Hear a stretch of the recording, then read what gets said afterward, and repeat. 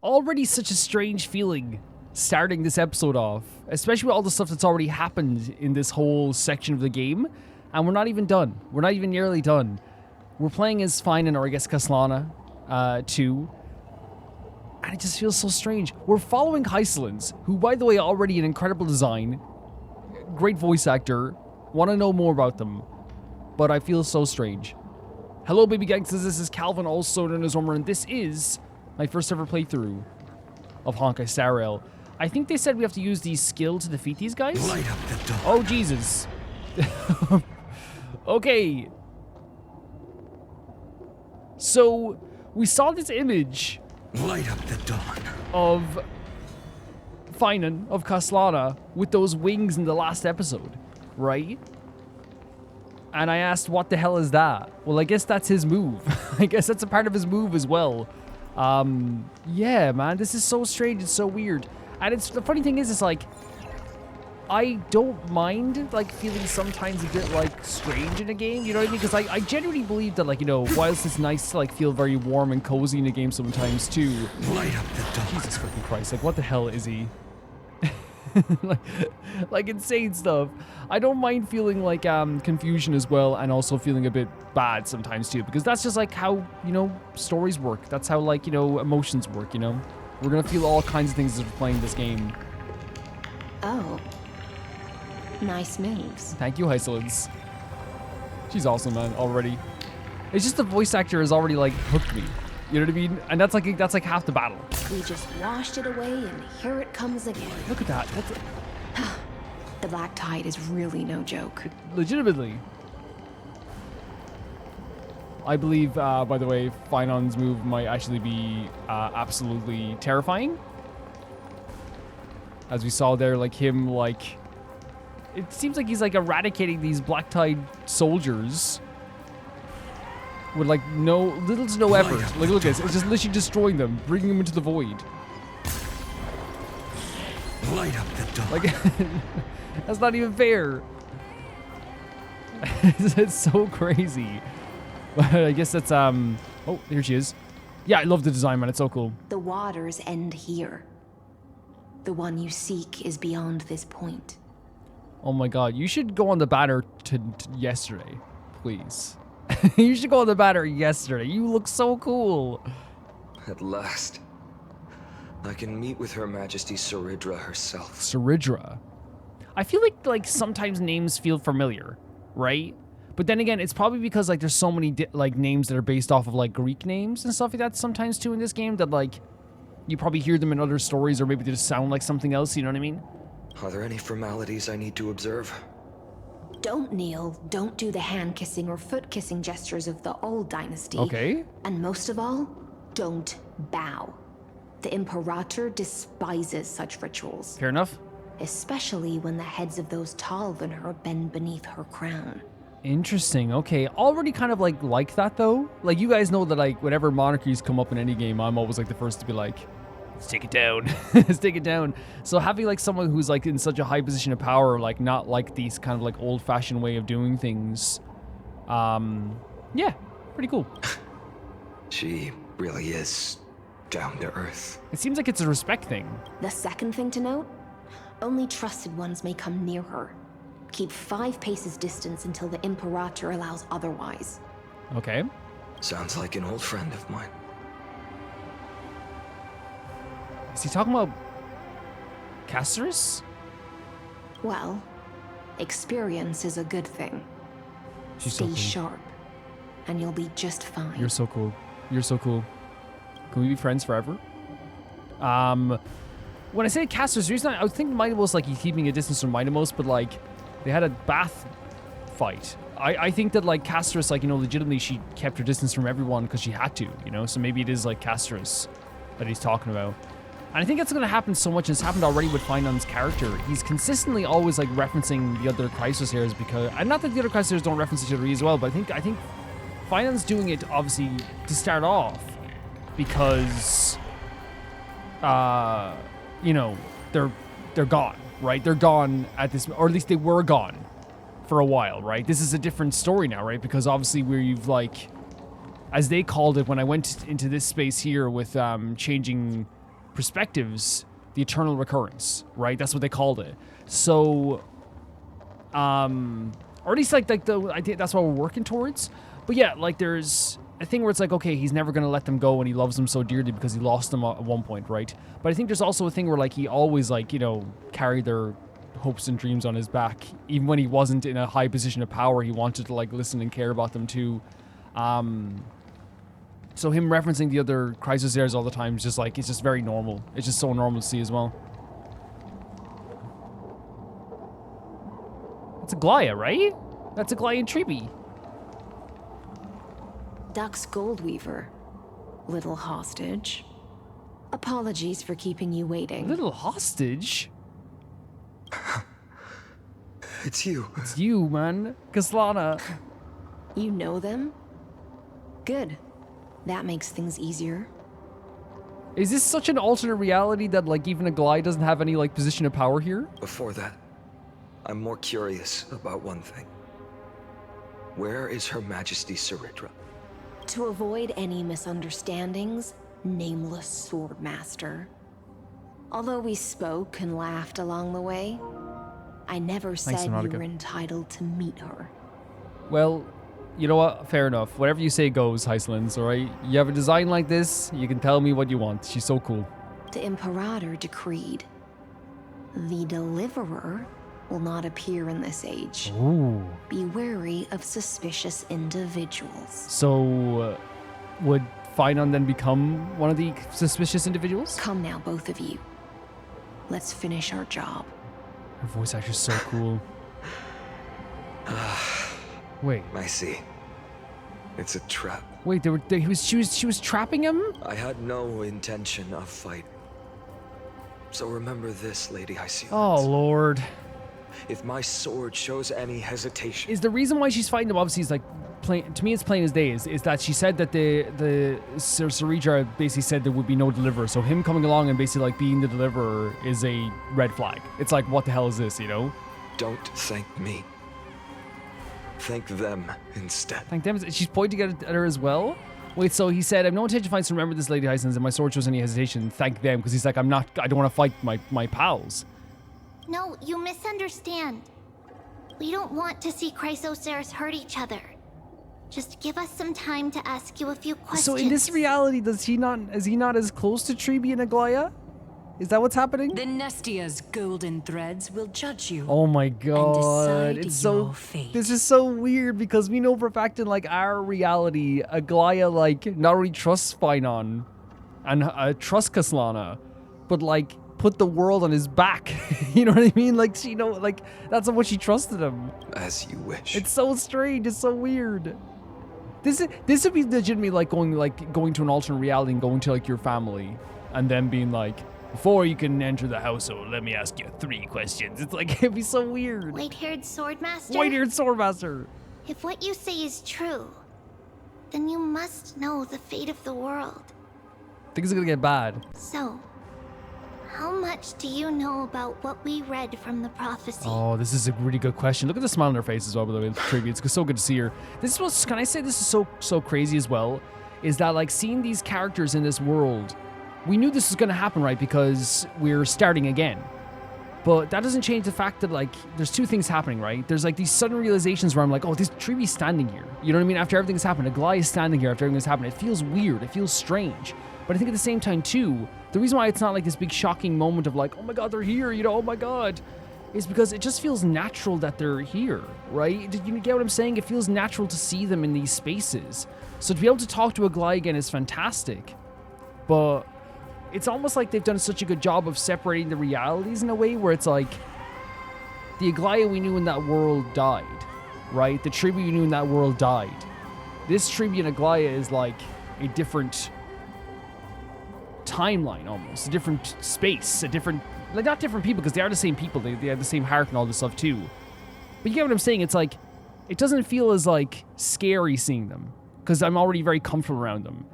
And even though they died in a previous, or in the other timeline or reality or whatever, it's not as like as an emotional reunion because it's not like they're coming back from the dead and we're like, oh my God, they're here. You know, it's more like, it's a different, like almost like a different reality starting again. Does that make sense? Where it's like, I don't feel this like rush to be like, oh my god, you know, these characters. It's good to see them, but it's not the same as if like the characters that I grew close to at the time, which I still am close to these characters and I love them. Maybe I'm not making sense. Maybe I'm not. I'm trying to explain it the right way here. Because it's not them in that reality where they died coming back and being like, we're back for the dead. And it's actually just like starting again. It feels very different in terms of a reunion, right? It feels definitely different. Speak of Triby's prophecy. You shall shatter into 1,000 fragments. Oh my god, her face. And wither in the soil of foreign land. Her face, man. Is that correct, Lady Treby? And he's gonna have to top with the golden pool, isn't it? The golden water. To have a Glaya be shocked, like that's such a change. You never see that. How is this possible? You know what I mean? To see a Glaya be, you never hear a Glaya even make this sound. Never. He got it right? Yep. Yes, but the prophecy never mentioned he'd appear here. At least, not in this era. So am I, again, correct me if I'm wrong with this, does that mean in this reality or this version of the reality he's not supposed to appear in this reality? You must listen to me, Aglaya, Treby. The Finan of this world has not yet been There we born. go, there we go. That makes sense, sorry. In a distant future, he will follow the prophecy's guidance and appear before you. So it's actually that like it's so far in the past that he hasn't been here yet, which makes sense with Heistlands, because right, was it Castris who mentioned Heistlands before? So it was a long, long time, and we know Castris has been around for, you know, a millennia as well, it seems. So is it a situation, it's not even, is it? Like, what the situation is the Finan is like come to a time before he's even arrived yet. So he wasn't supposed to, it's not that he's supposed to arrive in this reality. It's that he was not supposed to arrive, like, legitimately until he's supposed to arrive much later. In this timeline, it seems that Finan hasn't even been born into Ida's Elysia yet. So it's, like, legitimately they're just, like, so confused. Not because they're, like, a different Castris and, sorry, different Aglaya and different Treby. It's because they haven't gotten to that point yet. Okay, that makes sense. Okay, that's fine. That's fine. Because I thought it was like, because when I saw the destruction around here, I was like, is this like a different reality where like we're right at the time when everything was being destroyed? But no, it's like literally just in the past. That makes more sense. Okay, that's fine. But do not seek him out. Because Era Nova is a complete and utter lie. Oh, and especially what we know now about all this stuff too. Sorry about the confusion there. I think it was just one of those things when I saw, as I saw the destruction, I was like, oh, it's the time after Cypher had died, you know what I mean? Then that wouldn't make much sense though if like, you know, Aglaya is still alive, you know what I mean? It just kind of confused me for a second. The visuals confused me. I will tell you the truth, and you will understand why the world must forsake the prophecy and find another path to Era Nova. This is huge as well, to forsake the prophecy. Because I know both of you, and I believe that no matter how the course of history may change, the faith we all share will always remain the same. Yes, man. Look at this image as well. And so, the layers of rock began to reverse, and history wove itself anew. So this is the changing of history that he wanted. Through my old acquaintances, I was given the chance to meet the leader of the Flame Chase journey, Saridra. And after a long and arduous negotiation, we came to an agreement. Yeah, and of course the Flame Chase journey just wasn't always like Aglaya's leader, right? It wasn't always that sense. The Imperator's alliance needed the destruction, and I was ready to pour all my strength into it. The spoils of the Flame Chase, the core flames, would be sealed by my hand. He's gonna seal them away? But the condition was this. In the upcoming battle, in our conquest of the Earth, I had to prove that my power could transcend fate. What? In the original history, there was a brutal war. At the end, the Titankin of Georios, Terravox, killed the rampaging Titan and took the core flame that supported the Earth. So, okay, so there was at the end there was a brutal war, and Georios killed the rampaging Titan. Okay. But this time, Amphoreus encountered a turning point in its fate. Neither side suffered any losses. When I severed the Titan's head, and raised the core flame high. The crowd gathered around the scorched remains of the god, roaring with joy, cheering for the hero of the destruction, who had ignited the faint spark of life for the first time. So this is him, his idea of embracing destruction. So when he say he killed a Titan, or we sever the Titan's head, does that mean it's Gyrios? Because it says Gyrios took the core flame, and here he's saying he took Titan's heads and raised the core flame high. Did he kill Gyrios? Fine. Kaslana. If you have a problem with Gyrios, that's like, usually it's a problem with you. Gyrios is chill. Yes. In that flickering light, the once dark path ahead seemed to become clear. There's gonna be more confusion all the time here, but I think when he said embracing destruction here, it's like literally using his powers or whatever powers he had, and maybe it's to do with those wings as well. Going through a war, going through this history. This is the original history. He said in the original history is brutal war, but this time, neither side suffered any losses, and instead he severed the Titan's head instead, so there was no war. Is that what they're saying here? Like in the original time, there was a brutal war, but he actually prevented the war by severing the Titan's head. So maybe it's not Gyrios. Maybe it's the rampaging Titan. Yeah, good. Okay, because Gyrios is chill. And then they're saying they're cheering for the hero of destruction, who has ignited the faint spark of life for the first time. So people believed in him it's like this thing where like it made people gain hope, I guess, in a way. And this is him embracing destruction. I proved myself. And in the long years that followed, I brought down the other Titans. One by one. This must be him embracing destruction. It must be, right? Him defeating all these Titans? I could do more than just wait. When time resets, the chance to change the world also emerges from the lines of history. Until finally, the brutal future revealed by Era Nova is reversed. But did that work? But tell me, if that's truly the case, why are we doomed to the same Wait, outcome? so it didn't change anything? Is that what he's saying? The first eternal recurrence end. Wait, what? So he went through another timeline and it ended up in the same place anyway, even after he embraced destruction and killed all the Titans? The people kept their promise and handed you all the core flames. In this world, after This is Phainon, by the no way. demigods were born in Amphoreus. And he's talking to himself. At this point, I just want to know. When they vanished into the black tide with their mortal bodies, Oh no. why didn't you shed even a single tear? Oh no. So in this timeline, or in this occurrence, it turned out the same in the end, but this time, because they weren't demigods and didn't have that power, they just faded away into the black tide just like any ordinary person would? Oh, Kaslana. Your indifference chills me. To you, were they just a bunch of insignificant footnotes? Let's not think of it like that, man. We can't. Not these characters. That's Liga's thought process. Sorrow has been my constant companion.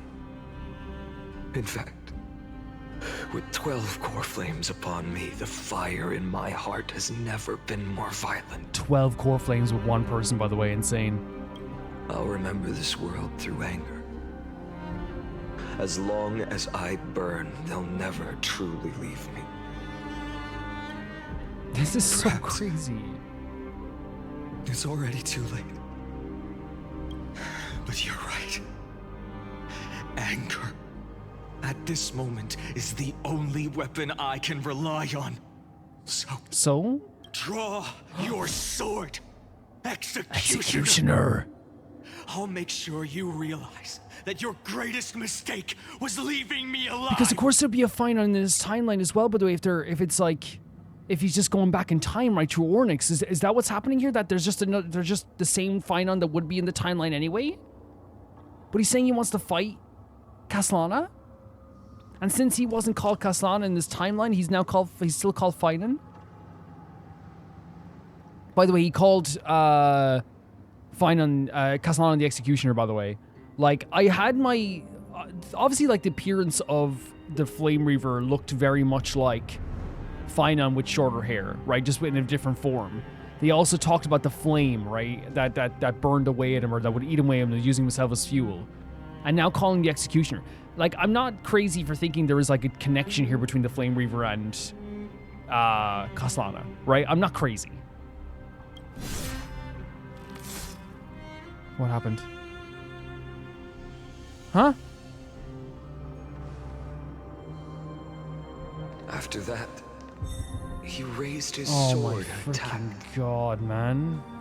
Then, Castellana killed himself. What a way to phrase it as well. That day, who fell to the sword to be left in the past, and who went into the future, I can't remember anymore. Wait, so he's saying he doesn't even know which... Wait, what? Is it... Which Finan went to... He said he doesn't even know which Finan went to the future. Which Finan died that moment. I only remember a nymph, hiding in the shadows just out of sight, futilely pushing a stone ball. This is a incredibly old proverb. The idea of pushing a stone up a hill. It is like... almost like the idea of like doing something that's so arduous that seems impossible, that seems pointless in a way. Yeah. Climb, fall. Yep. Climb, fall. Climb again, and fall. The only freedom the nymph had was in choosing how to roll the stone. Sometimes fast, Wow. sometimes slow, sometimes resting on a The gentler symbolism. slope, leaning against the stone for a break. It's like he doesn't actually have... He can't change the world in like a very like at its core, right? You can't change the meat and the potatoes of the whole world. It's always going to have a Goliath there. It's always going to have these characters there. It's always going to have like some elements of like, you know, that are going to be always there. But Castellana is, I feel like saying like all I can do is change tiny things, like to try and make a difference. Like not tiny things, but like try and change like some variables to make a difference. Just like this nymph who's, you know, will every single time is going to be pushing a ball up a hill, but they can only choose whether it's slow, fast, or it's when they rest. But its choice couldn't change the futility of it all. The stone would always roll back down the slope, and the nymph would always return to the starting point, beginning again. This is brutal in a way different way, because what we have now with Castellana is we have one of the most hopeful, beautiful souls of a hero we've ever seen in any story in Castellana. But what's so weird is that it's the brutality that comes from this is, while it is brutal that he had to destroy himself, while it is brutal that he had to destroy all these titans, while this is all really brutal, there's something brutal about the emotional side of like hearing Finan say this, hearing Castellana say this, about the idea of the futility of this. That was never something we'd ever hear. We'd never hear the word futile or futility come out of his mouth. After that, every time I reached this point in the cycle, the burning sky would cast a shadow over its path. It would nearly reach the peak at the fourth quint of curtain fall hour, then fall to the starting point in the first 15 seconds of the next entry hour. So wait, every single time he got to the end of these recurrences, the sky would cast a shadow. So it would nearly get to a point where it would be of midnight, and then go back to the start again. And my efforts in this cycle would dissolve into nothing at the same time. Man, they knew what they were doing with this freaking character. They knew what they were doing with this character. Subject Castellana persuaded the 12 Chrysos heirs to recover all 12 core flames in a peaceful way. A peaceful way. After verification, the unauthorized access did not have a substantive impact on the experimental process. So this is once again the experimentation of Rupert's scepter, right? The idea of the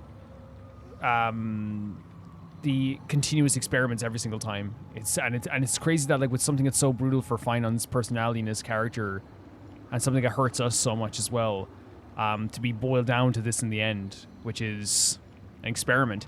And the reason I said his character is so interesting to me, why they did such a good job with his character, is there's a reason why when you first meet Finon, he is pristine and clean, and to the point that like he was like again, when I first met him, it's like, oh, I like him, he's really sweet. But Mydei is like way more interesting, right? When you first meet them, it's like you're drawn to Mydei more. You're like, look at this guy, look how interesting this guy, look how crazy he is, look how cool he looks, look how deep his story is.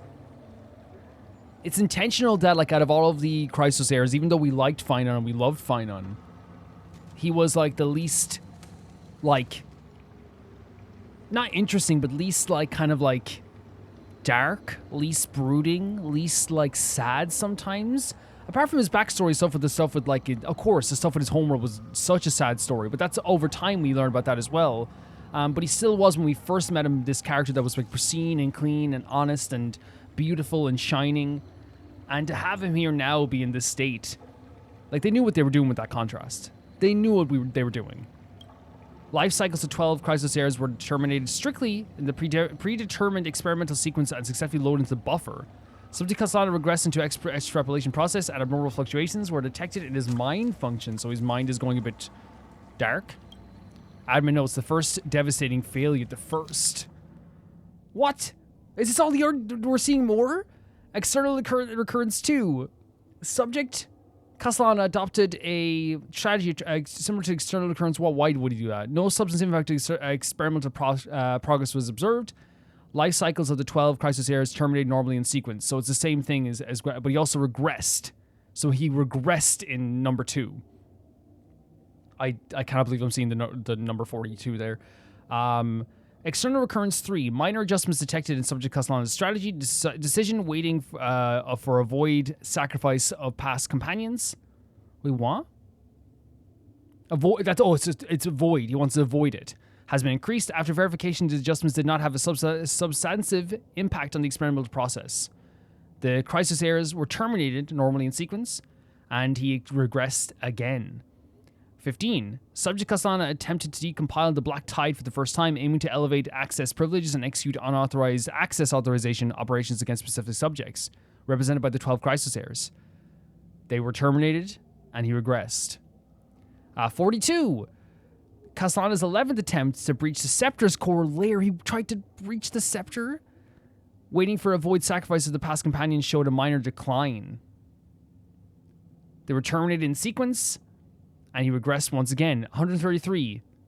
83 to 133 indicate that subject Castellano's strategy is gradually converging with the eternal recurrence. 42. Over synchronicity risk detected. Potential cognitive function degradation. So, where they're saying that he's like...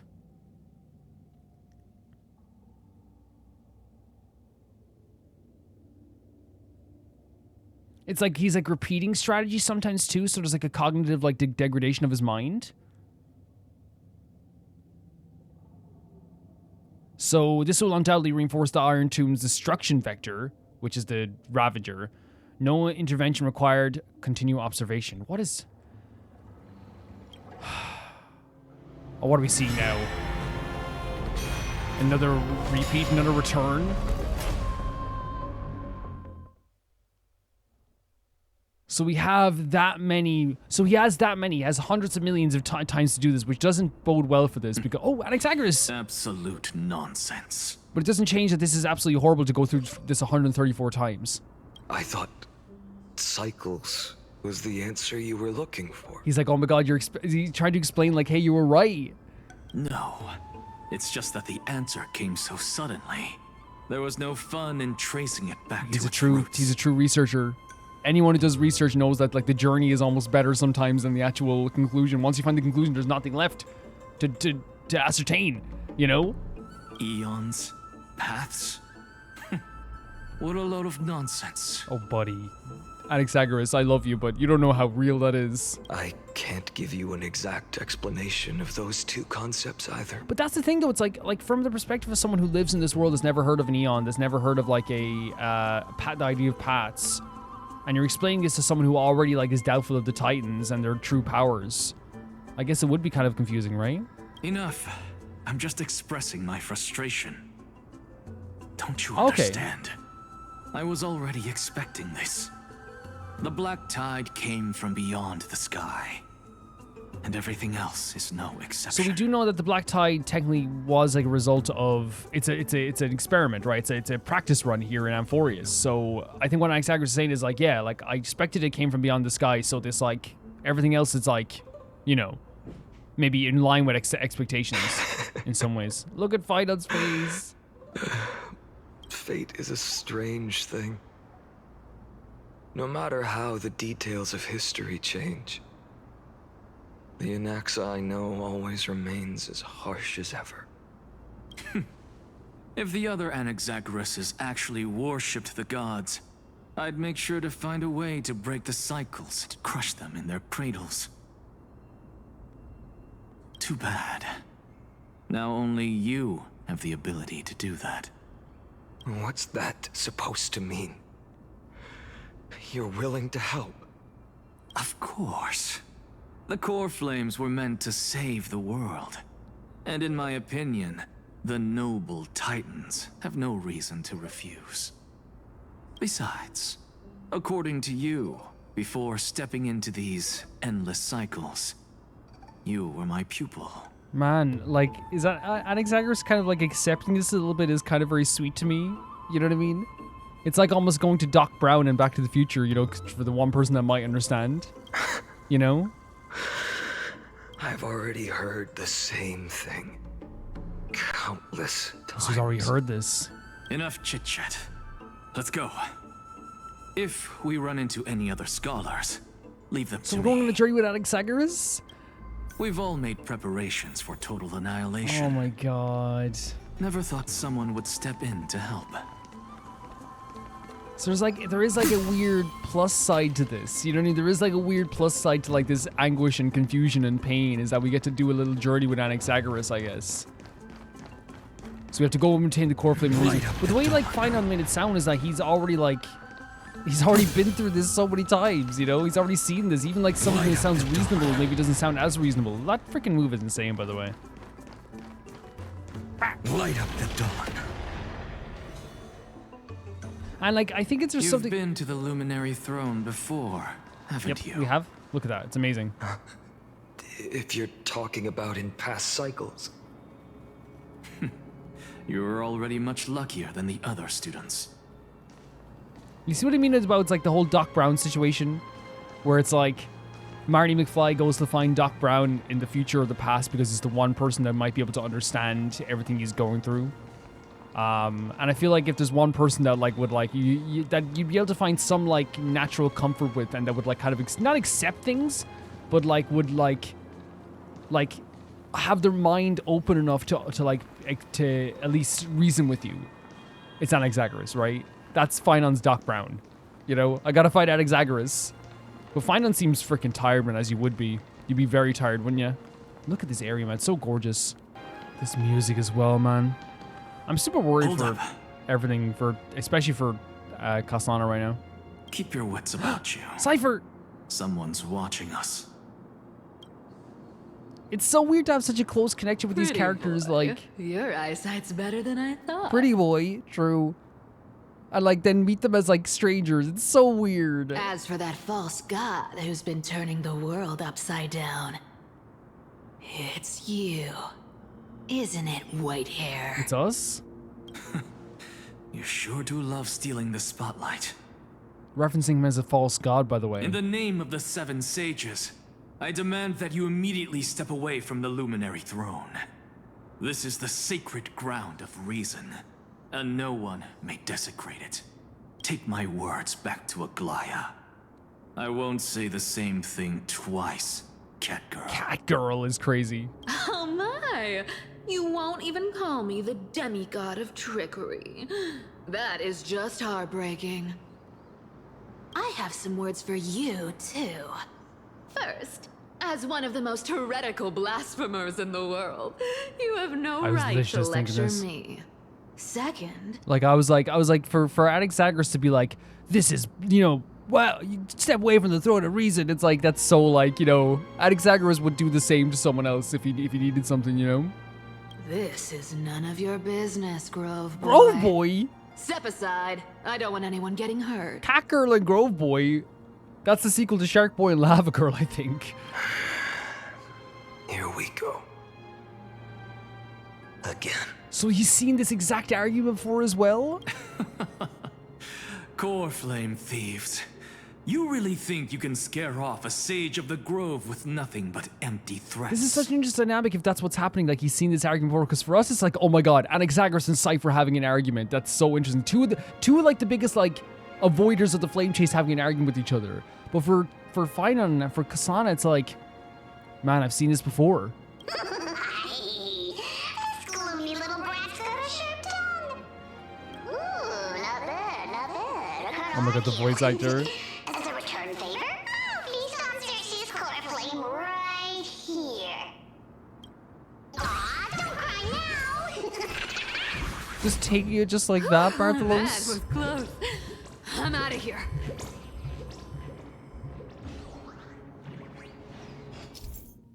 Oh, we have to do the same thing that we're always doing. We know this mechanic, right? It's interesting they're doing this mechanic right now because in storyline and in the main game, you don't actually do this, I don't think, in the main game itself. Maybe once before. So, like, them doing a tutorial again is very, very funny, but... yeah. They're exactly like all the past ones Wait. I've known. Why did we do a tutorial for... oh, I thought we were about to do it, okay. Cunning. And yet so naive. And that's the thing. The naivety will come from the fact that, like, they haven't lived through the same... well, like, they haven't lived through the same worlds as Kasana has but with the awareness that they have. Sounds like you have a plan. Of course. When I first set out on the flame chase journey, Lady Treby never managed to teach me Oryx's miracle. But along the way... stop. I learned a thing or two. So he's been on these journeys.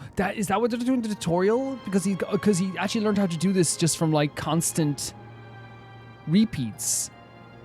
That is showing, like, not only the weight of this emotionally, but also the fact that, like I wouldn't be surprised if Finon said, like, I learned 3 languages along the way. Because he's going through so much. Like, you're talking about 134 journeys here through life. 134. Where are you going?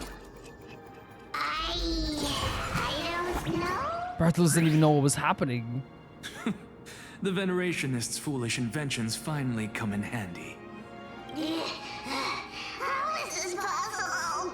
Again, it's a different timeline. Finon's learned how to use Oryx's miracle. You've arrived, Zacharias. And he just called him Zacharias. Always so punctual. Just not even like... because we know that this was a hidden secret. What?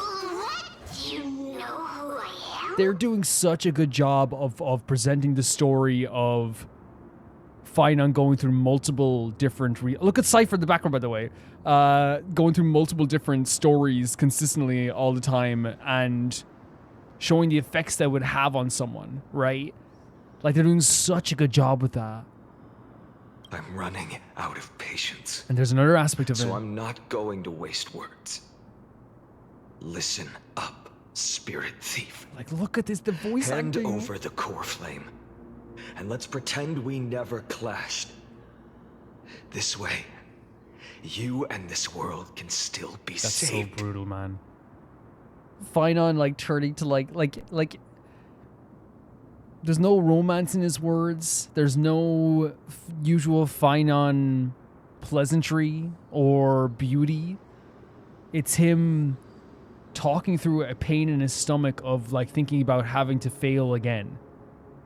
That's the words that are coming out of his mouth. Save. You sing better than any bard. I wouldn't even nearly mess with Finon right now. If you ask me, you're the greatest disaster Amphoreus has ever known. Greatest disaster? No matter how strong you are, you're still just a mortal burning 12 core flames? Don't make me laugh.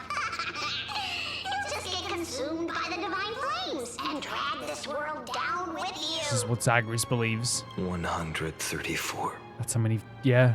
What? This is the 134th cycle I've lived through.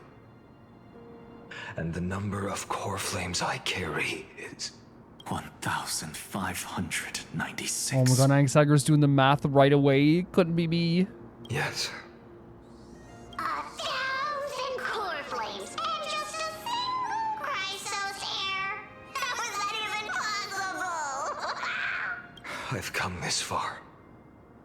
And that's proof enough. I'd just die, man. Now, I'm not saying Finance should die. I'm saying, like, I would. Like, Calvin also knows Romer would drop dead. Not because I wanted to drop dead, because I wouldn't be able, like, how could you handle it? But someday you will burn to the ground. For Anaxagoras to sound this worried too, by the way, I've always said this, when Anaxagoras sounds worried, that's when you know you have to be a bit worried, right? It's like, okay, like, he's even saying, like, you will burn. Of course. The divine flames will eventually consume my eyes and blind me.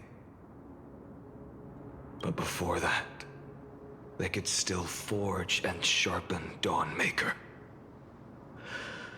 Now when I cut open your stomach, you won't feel a thing. Oh my freaking god. You.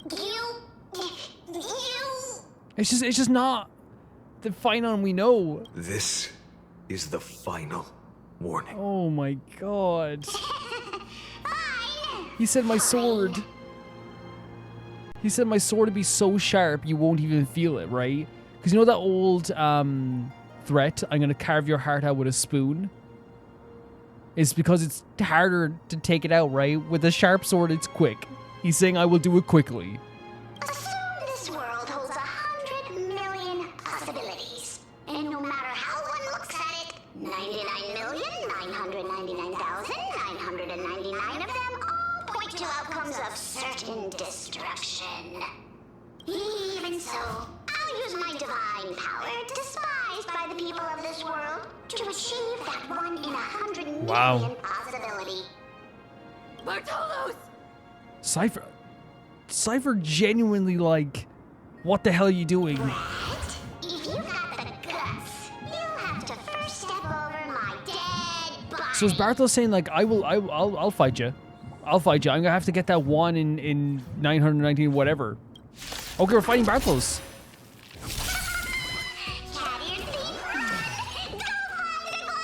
As Finan we're fighting? This little brat is not a threat we can deal with just by ourselves.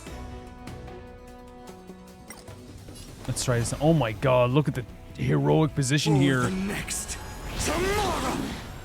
Oh, with the Dawnmaker? And look at his like ultimate thing there, the way it's like rising up and the way it's leveling up. I like the way they do unique stuff like that sometimes. Yeah, we've never seen a Finan like this, by the way. And this is tired Finan. This is like Finan that is sick of these cycles already. You know what I mean? Let's get started.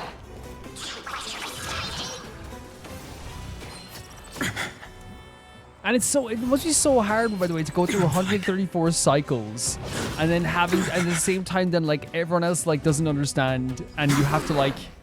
There's no other choice but to move forward. You know what I mean? It's like who can you relate to? Nobody. Like who's he gonna relate to? Maybe like Cyrene, but even like he can't relate to her in this timeline. And where's Stell? You know what I mean? Where's Stell in all this? Let's get started. My existence is of little consequence. Okay, let's see this now. I can't let them down. The fury of core flames consume me. That's the thing we saw. This is the thing we saw before. Like, what the hell? What is this? Hail the new world's dawn.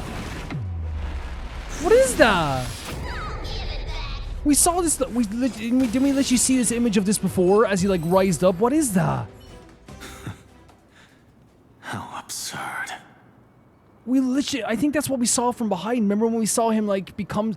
What even is that? We saw that in the freaking cutscene. In my memories, Zagreus always meets the same end. Over oh my and over again. Every single time. Their departure no longer stirs anything in my heart. This is disgusting. I know that should be expected, but the fact that every single time he's gotten to a point, and it makes sense, right? Like, no matter how much of a tough person or an emotional person you are, and Finon is emotional.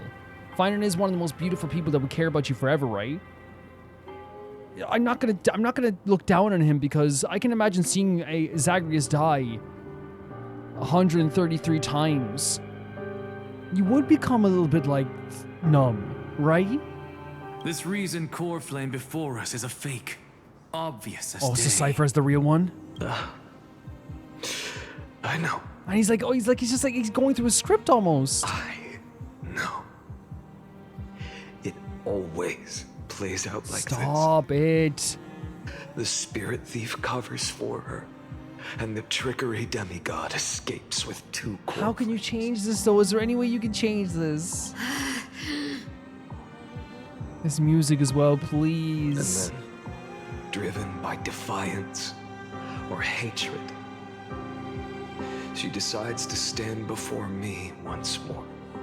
Exactly like the countless past hers I've known.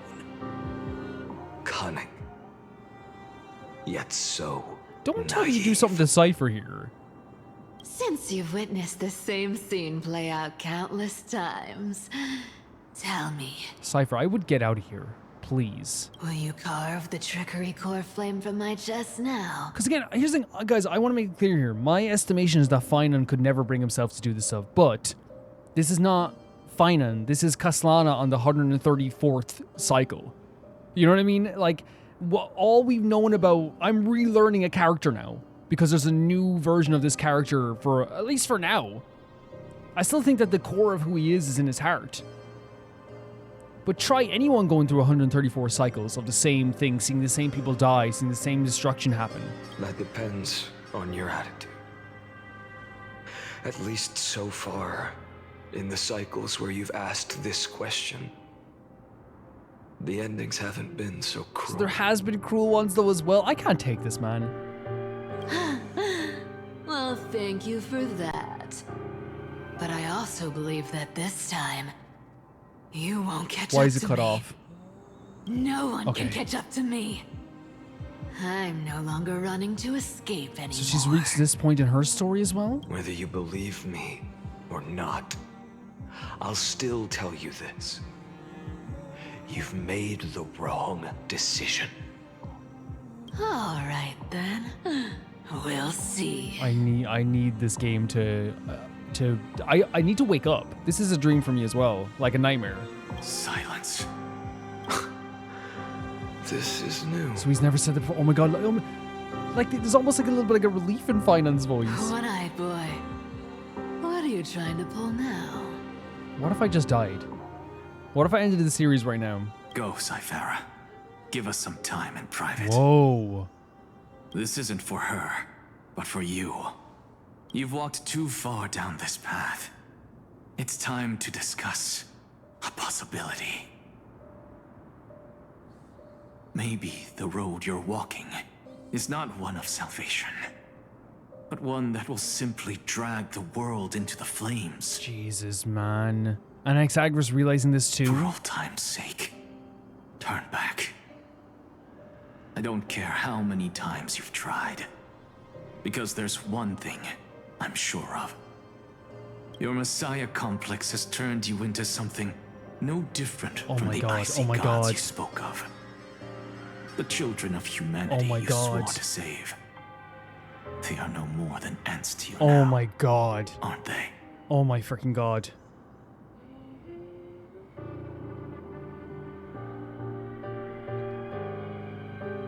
Holy F. Because we know the Finon took the weight of all these characters and carried them on his back. That's his character. He took the stories and the memories and all these characters, every crisis there, and he carried them on his back. Every single one of them with love and compassion and sadness and a heart that missed all of these characters.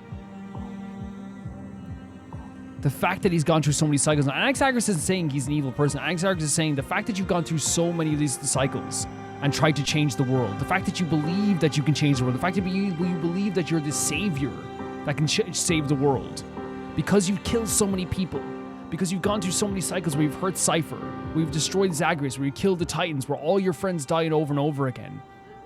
You don't feel anything anymore when they die. Or at least you're numb to it. Zagreus died right in front of you, and you said, and again, I'm not trying to, I hope it makes sense here, I'm not trying to like batter Finon here or Kasani here with like accusations of who he is and who he isn't. It just, we felt that too, that we were relearning a new character. You know, it's like we're relearning a new personality. It's brutal. It's absolutely brutal, because again, if the Finon we knew, if he had to cut down Cyphera, right, he would never recover. He would literally, like, if there was no eternal recurrences over and over again, he would never recover. He would never be able to look at himself in the mirror ever again. Of course. I've been wondering, what kind of demon could burn my homeland to the ground in an instant without batting an eye? What the hell? Now I have the answer. It turns out that fiery demon has been fantasizing of becoming this world's deliverer. This is crazy. Because now to turn this around on like this thing where like Finon wanted to repeat all these timelines to save everyone's life, but now from their perspective it's like, you are high on your own supply. You know?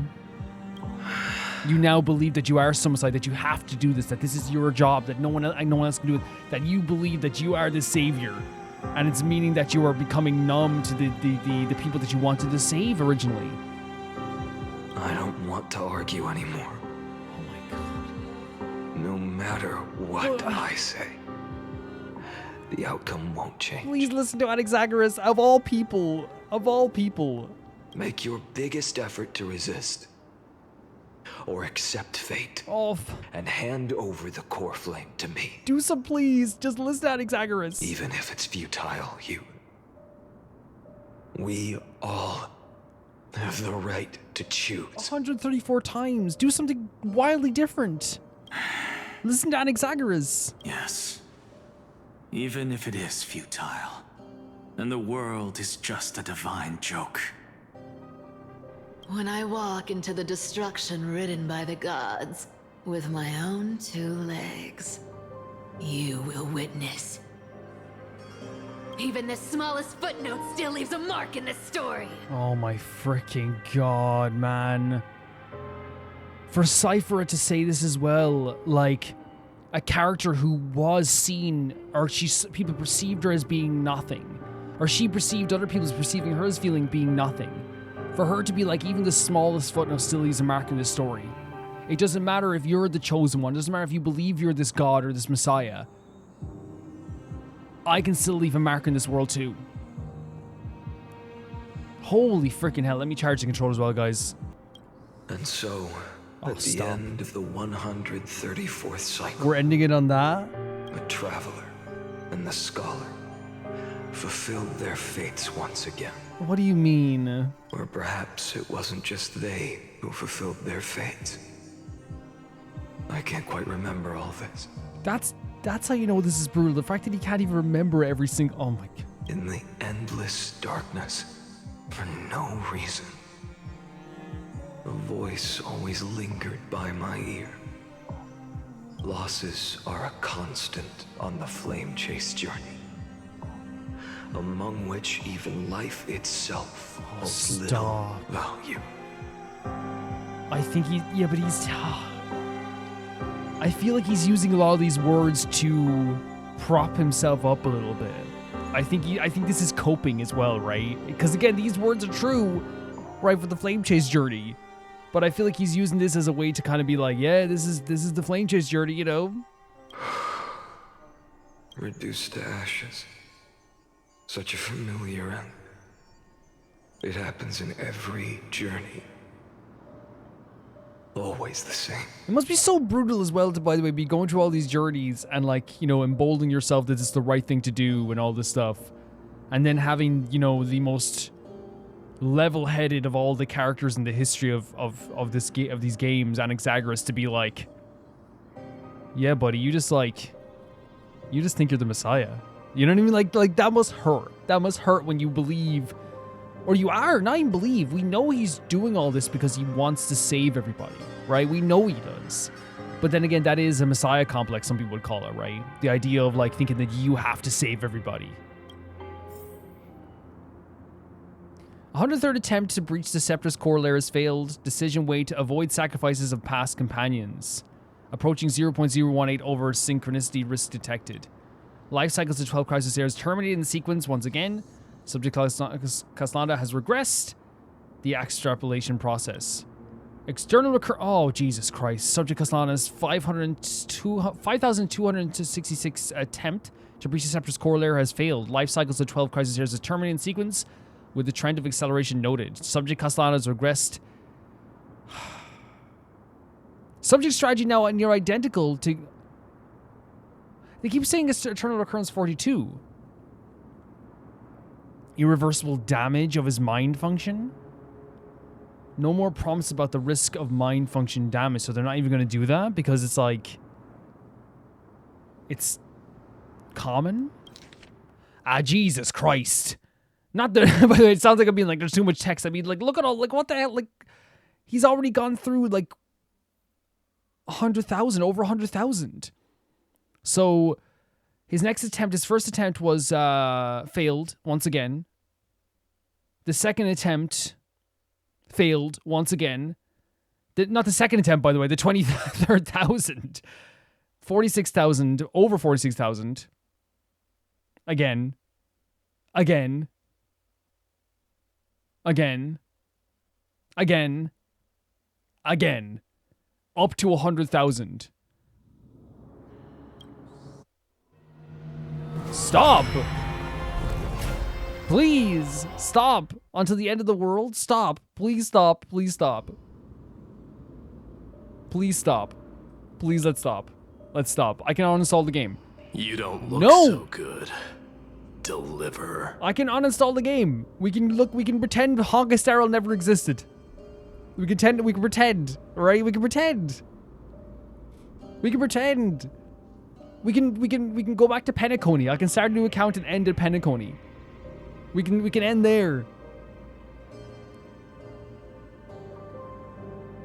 Even after going through 108,642 Look at this image, man. Look at this. If that doesn't emphasize the journey that he's been on, I don't know what does. Mydei, your name for me has never changed. Oh my god. And that's something so beautiful, but again, so painful. The idea that, like, it's like... a lot of stuff will change, but a lot of stuff will stay the same. And one of the things that stayed the same has been, like, the name that has been given to him by Mydei and for Caslana. And it genuinely feels like it's like... To me, that would bring me the only comfort I have in this world, right? Is that the nickname that was given to me is still the same no matter what. But then would it get to a point that if in one of the timelines, if he started calling us just Finon or Caslana, do you think at that point it would be a feeling of, like, relief? Because it's like, oh, something has changed. Why do you sound so pleased? It's a derogatory name. Oh, he sees it as derogatory. I mean, it always was used to kind of like be kind of like a bit comedic or snarky, right? But it feels like now he's saying like now it's like because of all the stuff that's happening. Especially with like Anaxagoras saying he has like a Messiah accomplice. Yeah. I know all too well. Stop! You only meant it sincerely in the first Stop! cycle. No! Because I always saw it as like Deliver as him being like a little bit snarky, but he, like, again, as he said, he meant it in a way because he knew that Finon was the guy. We knew that Mydei knew Finon as the guy that could do this. So it was only in the first cycle did he ever mean it as like, yeah, you're the Deliverer. Which again, we know that he called him Deliverer as like, in my opinion, like a very snarky way, but at the same time too, he deep down like always believed in Finon. And now it's meant as an insult. It's meant as just a pure insult. I'm dying. We can literally uninstall the game. We can delete the game right now. After that one and only time we walked side by side. Stop. Every time since. It always ends up well, like how about this. we leave it here then? How about we don't go any further? Dawnmaker will stab you through your 10th thoracic vertebra. That's your weak spot. And the only way to kill you. Yeah, but don't. Interesting. Tell me, when the mighty Moses of the past faced you, did they ever retreat? Never. Of course, and look, I'm sorry, but the fact that he's been numb so many times to everything that's happened here, and it's not surprising me that when Mydei asked did retreat and he says never, a sadness takes over his face. Because as I said 1,000,001 times over, Finon loves all these Chrysos heirs. He adores them greatly. They mean the world to him. And while I know for a fact he's still probably numb to this situation with Mydei as well, there's no doubt in my mind that like him and Mydei were the closest. Then they died honorably, worthy of the name of strife. Oh, Jesus freaking Christ. How about nobody dies? How about nobody? How about nobody? How about nobody, Mydei? Like, he's such a beautiful character that he's still, even in these moments, feeling this way. But, like, it's like... You can feel the numbness off Finon. You can feel the almost contempt for Mydei. But there's still tenderness in your eyes. Yep. How pathetic. I saw it too. I saw it just right there, Mydei. I saw it right there. I have to remember how this feels. Remember that I was once human. Or else the destruction will completely consume me. I wonder if Anaxagoras' words stuck with him. This is the first time ever that Mydei and Finon are in a scene together. The first time ever that I can't truly enjoy it. You know what I mean? It's because whenever they're in a scene together, it doesn't matter. And I'm talking, even when I'm sad and crying about the two of them together, there's still that feeling of like, you know, amazement or beauty in the sadness. Here it's just like, man, it's pain. It's pain. If you win, tell the Mydei of the next life. This person is a worthy opponent. So always remember to give it your all and never slack off. Looking for the dude. Remember the duel that they wanted? I'll keep that in mind. As always. This is just insane. This is like... Even though the dynasty is left with just one, the lightning in the sky. The Kremnos festival will continue as usual. I, the king of the Kremnoan Legion, will host the final feast in the center of this arena, and the prize will be the flames of strife.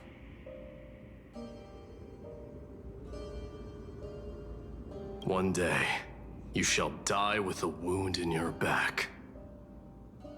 That's what I saw when I overcame the trial. The gods' dying ramblings. Enough.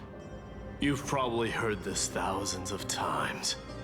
So you must understand, facing the demigod of strife means... There's no way you'll take this core flame in peace. And it's so hard, like, oh my god, I love him so much, but it's so hard because it's like, for him, this is the first time he's seen this in his mind. And he's turning around saying like, oh, you must, but again, in their own way, they all understand this situation differently, right? Where, like, for example, Anaxagoras looks at the Messiah complex aspect, or Cyphera looks at like how like destructive he's being. And in Mydei case, it's like, you know how tough I am. You know my will. You know my strength. And it doesn't, and it's not ending in kind of like, okay, let's stop this then. It's ending in a Mydei being like, yeah, you know I'm not going to stop. You know you're not going to take this in peace. So why don't you just start? I understand. You two are like my forevers. Step forward and face me in a final battle. Oh my freaking God, and it's painful him saying final battle knowing that it's like not the final battle between these two.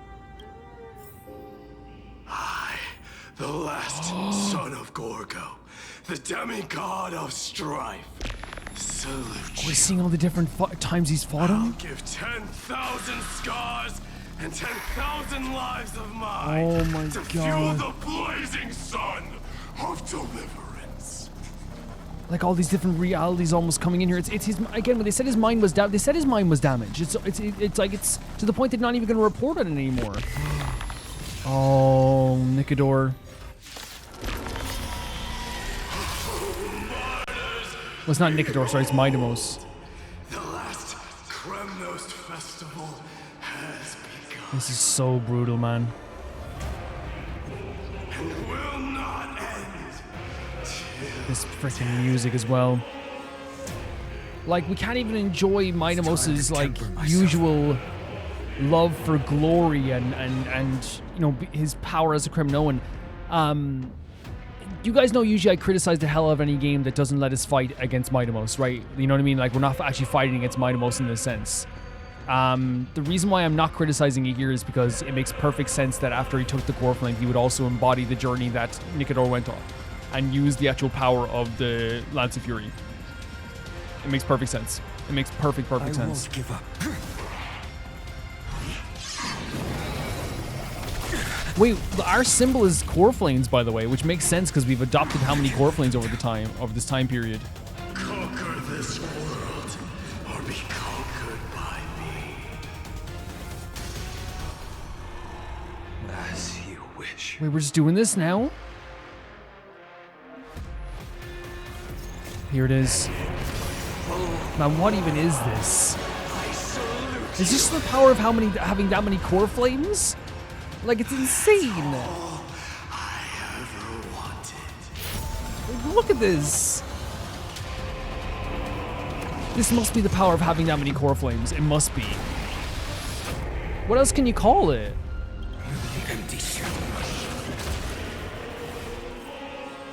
You don't even. What else can you call this?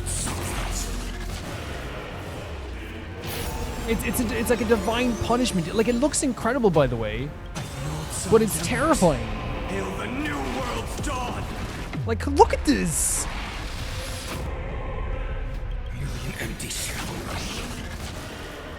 Like, this. We are like it, and I think it must be because of all the core flames we have, right? It must be. Like, our health bar is even bigger than anything I've ever seen in a health bar. Like, this even form as well, and it's like the opposite of what you expect from Finan, right? Because Finan is like this glorious heroic character, but he's never been a character that's about like the shimmering gold. You know what I mean? He's the everyman who became the hero, you know? And now he's this god. He's this messiah, as Anaxa was saying. This is insane. I grant you a dawn. What are we doing now? Where all stars burn to ash. Wait, did he just use A scorching hatred. Did he just use Feel the... it now. That wasn't the Black Tide, was it? Please say that's not the Black Tide. Empty shell. How many turns do we have? Mydei. Oh, we're going to see this as well. Let strife decide the outcome. Are we... No way! Did we parry?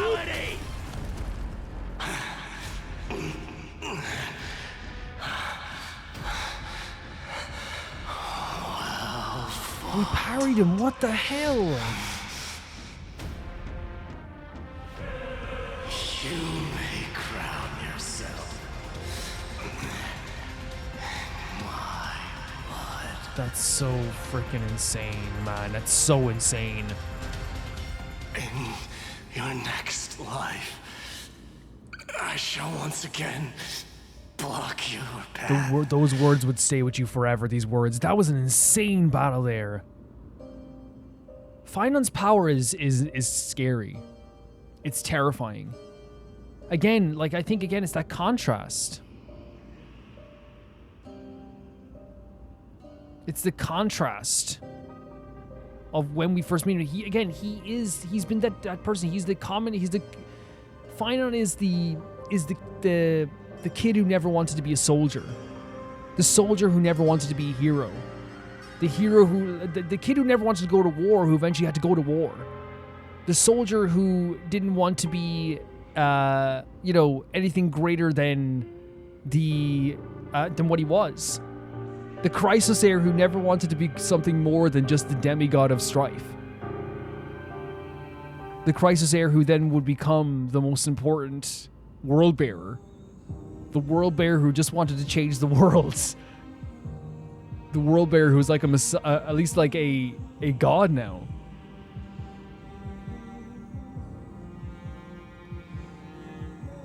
This is the kid who never wanted to even be a soldier.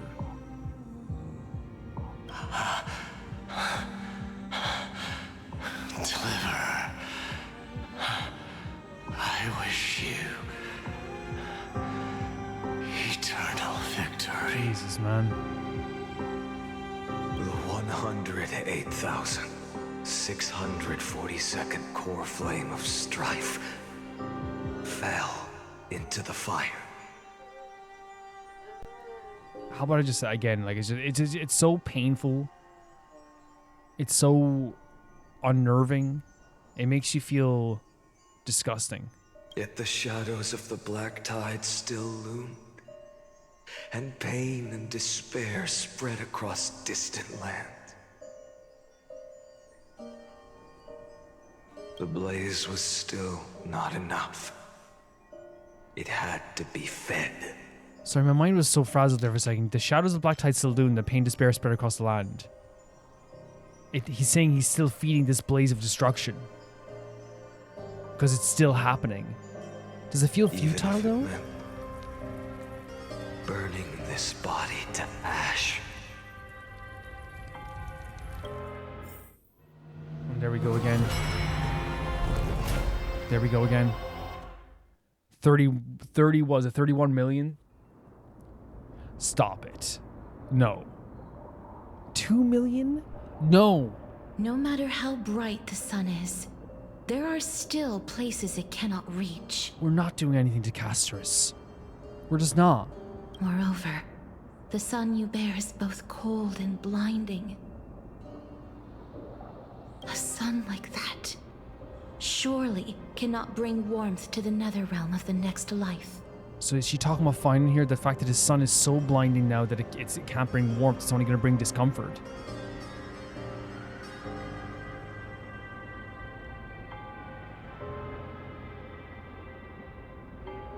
Golden blood is born from the destruction. We have long since lost the right to seek. What? Because golden blood is born from destruction, as we saw the last time with Lygus. He's saying that like we don't have, like he doesn't see himself as having like any like right to comfort anymore, to the lovely life he had before. So that explains like even more of like why he's like driving himself so far into this, not just to save people, but he believes he doesn't have a right to feel happiness anymore. This is his path. Even if it's terrifying and horrible, he has to do this. Only by feeding the flames. Again, this feeding the flames crap. Can we melt that hopeless I'm not trying to say it's crap. I hope it doesn't sound like, because that sounds so demeaning to Phynon, who's going through so much. I just mean it in a case of just like, it feels so vague, and it feels like it's a lot of times it's a coping mechanism, right? The fact that this failed, he's done this 2 million times. Allow me to ask, how many core flames do you carry now? 24 Ah, million. Jesus. 41,183. No wonder his freaking ultimate looks like it's the power of 12 eons. Such a heavy burden. And look at that, even with Casterus knowing like what's about this probably about to lead to, because again, my estimation is it's about to lead to a fight again. Even knowing this, what's happening here? Her empathetic nature comes to the forefront once again. So that's why you've turned into this. A broken idol. Tragic firewood. What a way to phrase it. The idea that's like, hey, you're no longer this person that you would have been before. You're just fuel for this fire. Tragic firewood is such a crazy way to phrase this. I'm gonna screenshot this. We haven't screenshot anything yet, but I'm screenshotting just because I feel like this is such an important way to phrase this. Even. No matter. I will bear this burden. As long as you hand over the core flame of death. So he's getting the core flames over and over again because he believes that feeding the flames and embracing destruction is what's going to cure things in the end. At least that's my estimation. I must refuse. As the demigod of death, I cannot watch you walk into a fate more cruel than death. A fate more cruel than death. Which again, I side with Castris in a way with this way too, where it's like how horrible this is. This is a fate worse than death.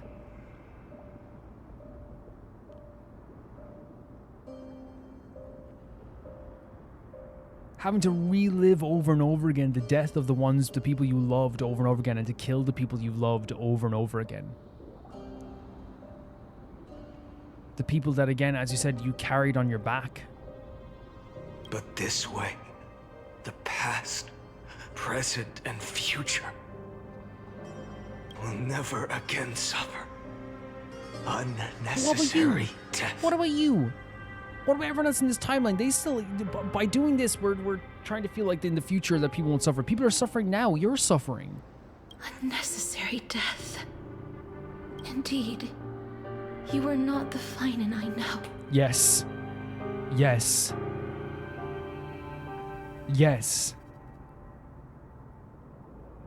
Please turn back. Don't let that absurd and unjust fate of yours come to pass. This way, at least my realm can still become the fragrant bed where you fall asleep. She's like, hey, please, like, just stop this now so you can at least, end your time here, you know what I mean, with the River Souls. When she says this, by the way, the whole thing of like, you're not the Finan I know, that to me, the reason I said yes is because this term here, unnecessary death. Finan would never have called the death of his comrades unnecessary. In fact, he fought to make it necessary. If you know what I mean. He didn't want it to happen, but he fought so hard to make it so that like their deaths meant something. Unnecessary death. In the end, still. Then do something different, Finan. It seems the clash of blades was inevitable. How painful. I know I am not your match, having fallen under your sword countless times. But even so, please understand that my resolve is not to be underestimated. I believe it. I absolutely believe it. 100% that it's not to be underestimated. I absolutely believe it. And the fact as well that they talk to him knowing that it's been multiple iterations of them dying. Like, it's not like, oh, Finan's tough as heck. It's Finan... it's not, oh, Finan's tough as heck. Instead, it's Finan has defeated me before because I believe that he went through these cycles. So now I know I'm going to die here. But I'm not going to be underestimated. Even Kefali cannot shape all things at will, nor can they dictate the fate of all life. No one can shoulder the balance of life and death alone, not even a god. Yep. I'm not saying yep like, oh yeah, I know, man. I know about the shaping of a god. But you know what I'm saying? To me, it's more like a case of just like,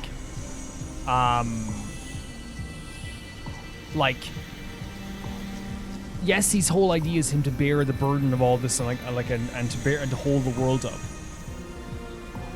But this shouldn't be his battle alone. It shouldn't be.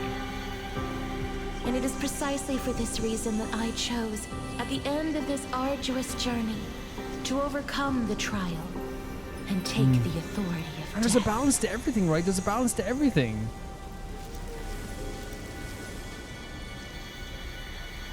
I am the Hand of Shadow. Oh my god.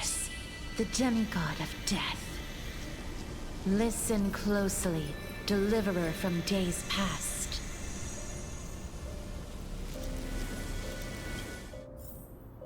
Please turn back. Do not disturb these fresh flowers in their muddy death. That's so horrible. Asking him to step back. But we know that's not happening. And again, we see all the other different forms where he fought them as well. Oh, we're fighting this? Is that what we're fighting?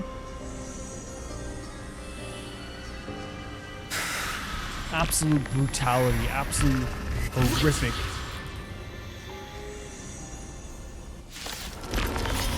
And we have to, and again, they're making us do this. Crossroads of life and death. The giant dragon is but a shattered shell. Yet I will still fight, defending what hope remains. And I think it screams so much the idea that these Chrysosairs, knowing that they will probably be defeated, are still fighting against Final. It's time to temper myself. And it's so interesting to me that nearly all of the Chrysosairs, right, whether it be Mydei hoping that he gets victory in the end, hoping that he gets to the place he needs to be. Castor saying you don't have to fight this alone. Anaxa saying you're not the Messiah. Like, all these characters are almost begging him to realize that this pain that he's going through, these cycles he's going through, it's only going to lead to his own destruction. I won't give up. For the next tomorrow. It's brutal. It's absolutely brutal.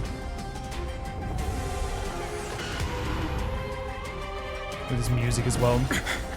I ask you to rest here. We have the freaking ability already. We just go. Wait. Oh my god. The game didn't even give us a choice.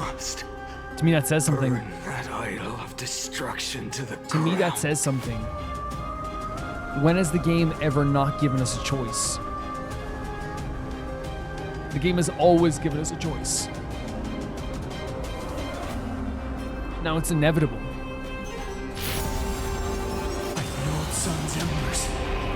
You know what I mean? The game has always given us a choice. How is it any different from that brutal future? Different from that brutal future? But you know what I mean? The game has always given us a choice. To me, them not giving us a choice in that moment screams that they're like, yeah, like even Fina knows he has to do this now. This once. Tear open the sky. Like that sound as well, just like it's almost like breaking the sound waves themselves. Empty shell.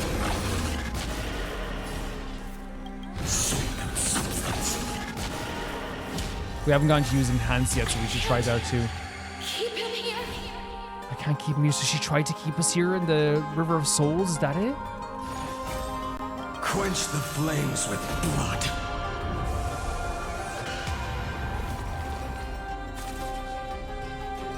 I'm really afraid to see what's going to happen when that move is used there. Terrified to see what's going to happen. Red Strife's name. Jesus Christ, look at that. Oh, what are we doing? Where all stars burn to ash. It's like using it looks like he's using like I may be wrong. It looks like he's using the Black Tide itself. Like the old sun's embers. Hail the new world's dawn. This is not even fun. You know what I mean? It's like it's not even fun. Even if I can't win, I must try. Oh, here we go. I don't mean that in a way that this game sucks. I mean it in a way that's like, let this be a tribute. Wake up. We're lost. I'm saying it's not fun because like usually these battles are like, oh my god, we get to use these new abilities. That the firelight in the darkness is. The firelight is not. Say it. The core flame of death was taken from the dragon's belly. What a brilliant flame. When I say that it is a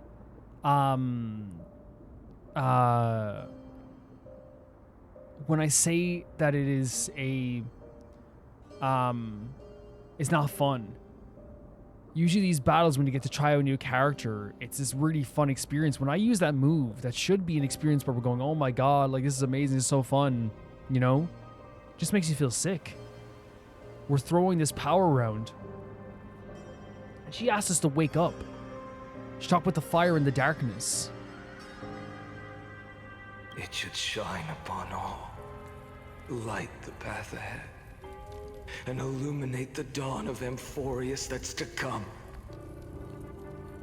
2,003,432 cycles. Kaslana. 24,041,184 core flames.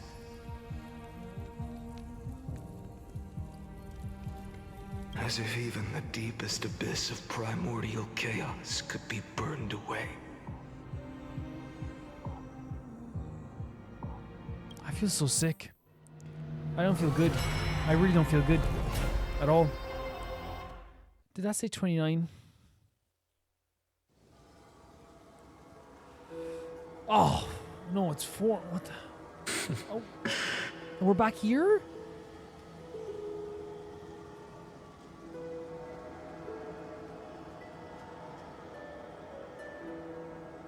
You're here, as always. You're still lingering, deep within me, never fading away. My stomach's actually paining. This is so weird. This is so weird, man. I want Stell to show back up again. I really do.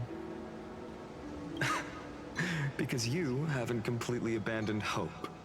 So the fact that they haven't left is a representation that there is still hope, that he still has some hope. By the way, I'm going to be looking for, because obviously yesterday's part was like 4 hours, and the other part was long too. The last one we did, well, not extremely long, but it was longer as well. So I will be looking for a part to, like, as I said, to cut and take a break and then come back for whatever. I think whatever's left, because I have more time tomorrow when I'm recording. I think we're going to do like maybe just one like final stretch of whatever this is, unless it's a thing where I find out there's much more in it, then obviously we'll keep doing the like little breaks here. But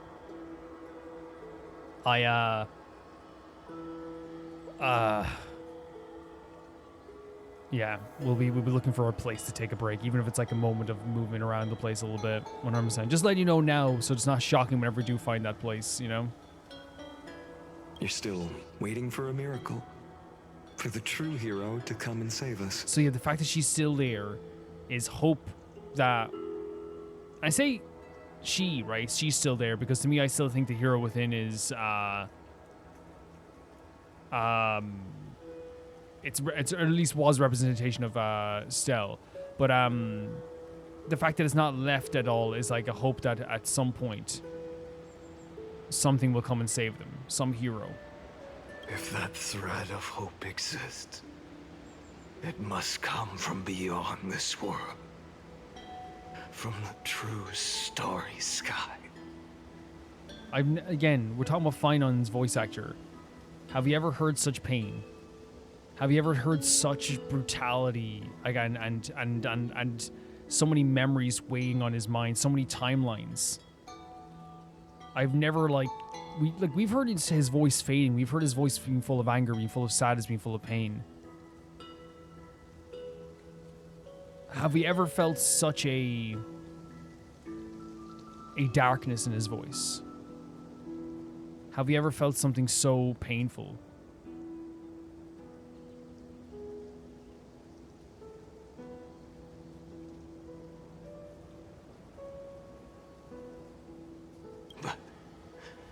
If it's just a traveler with no connection to Amphoreus, they may not understand our struggles. Is he describing Stell? Nor be willing to join this fight.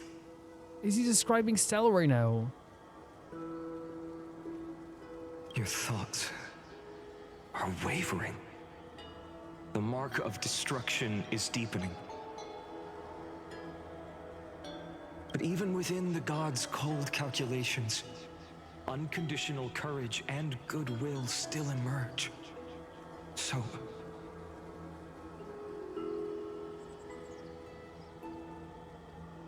Even in the cold calculations, unconditional courage. So he's saying that even within all these cold calculations, even within like these predictions and all this stuff as well, is he saying there's still goodwill and courage within Finan? Never forget what set you on this path. Yes, it feels like we started this journey with such like sadness but hope, and and again, understandably so, it's like devolved so much into something so destructive and painful. You know what I mean? It really feels like that. How many times has it been? Remind me again. My memory is a bit fuzzy. 4 million. Exactly. I'm saying this right now, any other person would just be dead. Would not be able to even take a step further. And that's what's more worrying than anything, is the fact that he's able to take a step further shows that his mind has degraded, that his mind has been damaged. Then that blaze inside of you must be burning hotter than ever. The core flames? Yes. When I first forged the 12 core flames into one, I had the same impression. The destruction. Oh my god. A power unlike anything. So this is the 12 core flames together. Violent flames ready to tear my body apart and consume this world, this wretched prison. I thought that was it. The ultimate power which nothing could surpass. So he thought at that point when he first put the 12 together, he was like, this is nothing could change this. Nothing could make this more powerful. It's getting more and more powerful every single time. So this was what we thought it was. This whole new form he has is literally the combination of 12 core flames. And multiple core flames, it seems.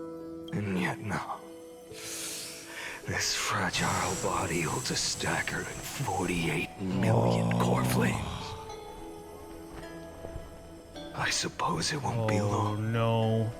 Perhaps just a fleeting 10,000 years before it's reduced to nothing but charred, crumbling bones. So this is... Again, it's so... Because to me, this is like a confirmation that like all the stuff we've been putting together makes sense, right? All the stuff that we've been putting 2 and 2 together to make sense. That this burning sensation is maybe like what will happen in terms of turning into a flame reaver. And here's the thing, and I only noticed it after the fact. Usually, like, when a reveal like this, it's usually like, for me anyway, like I'm an excitable person. I always have been. I'm always an emotional person. You guys might know, but I watch when I watch TV shows or play games by myself, I'm crying. I'm if I could, I'd scream as well. You know, if I you know, didn't want to wake up the neighborhood during the nighttime.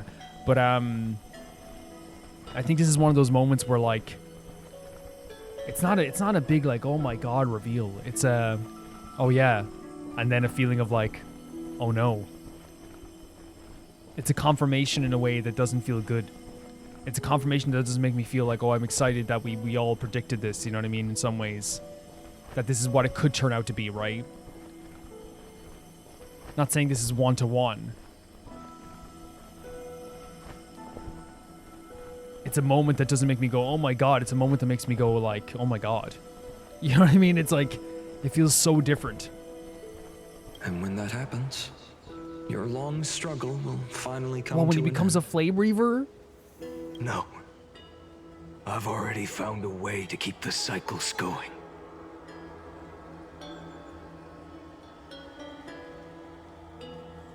Mind sharing it with me?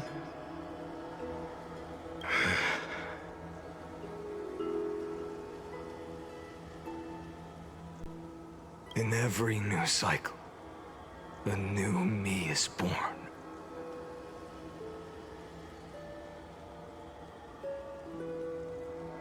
All I have to do is push the next Finan to the end of the world. And then... The next Finan, he's not even talking about, like, himself.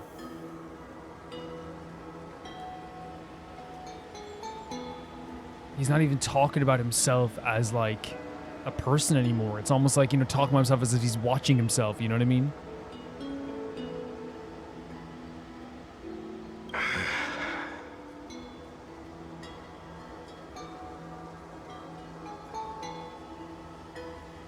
Then he'll kill me.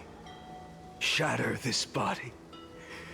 Take my flames, my memories, and carry on the path I started. Wait. All I have to do is push the next Finon to the end of the world, and then he'll kill me, shatter this body, take my flames and memories, and carry on. So it's not like it's Castellana going through different. It's like, is he saying that this is, again? I'm sorry for relating this to the idea of like the Flame Reaver again, but we do know that Finon also like killed the Flame Reaver as well in the first, not the first, in what, the 300 millionth timeline, over 300 million, over 30 million, whatever it was. He'll kill me, shatter my body. So he has to take the body of Castellana, take the memories and flames. So this unsuspecting Finon will then carry on the path. So it's a continuous path forever here. Bold plan, but risky. What if one day the next you refuses to follow the same I don't know if path? that would that happen, because like Finon is a character that just like he's like, his default is carrying burdens.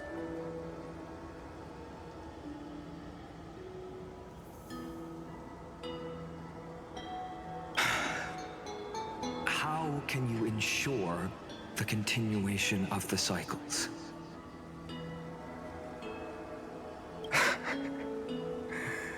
If it were Professor Anaxa, no, or Aglaya in my place, maybe they'd come up with something smart. Stop that. You're in a terrifying situation. You're in a terrifying situation. You can't compare yourself. You don't even know how Anaxagoras or Aglaya would react in this moment. Unfortunately, I don't have a backup plan. I have no choice but to bet everything on the next Finon. And trust that he makes the same choice I did. Just making a bet. Just making a bet each time. But even in this wretched prison, luck is still sometimes on my side. Because this makes me feel so bad. The fact that he, again, it's not even like, again, he's admitting, I don't have a fantastic plan about this. I'm just like hoping for the best. I never forget what set me on this path. Wait, you mean...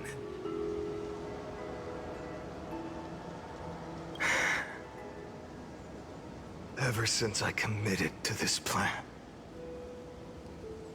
not once in millions of cycles has there ever been an exception.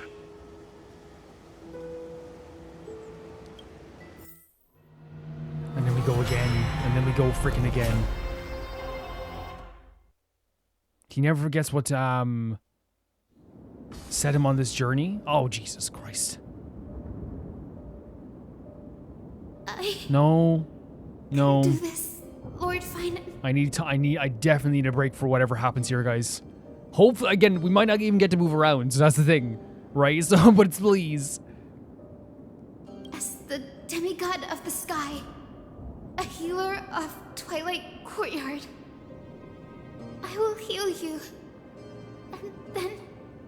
A black tide. It's consuming you.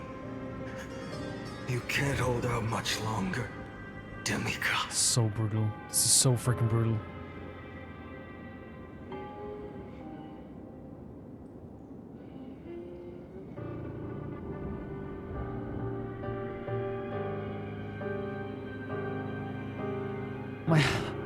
I feel drained. I feel drained. Hand over the core flame. Let's put an end to this suffering.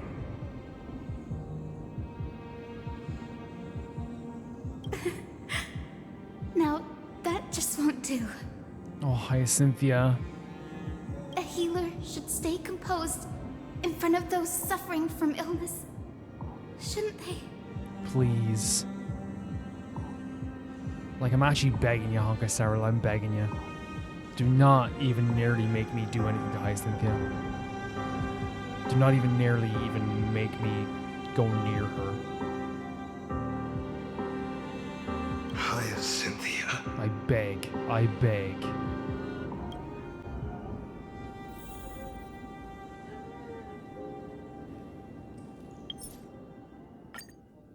I need time. And I said I was going to find a place to pause anyway, guys. I know it's an awkward place to pause. It really is. But whatever's next, we'll just go straight through it because it seems like we're going to some really heavy stuff here.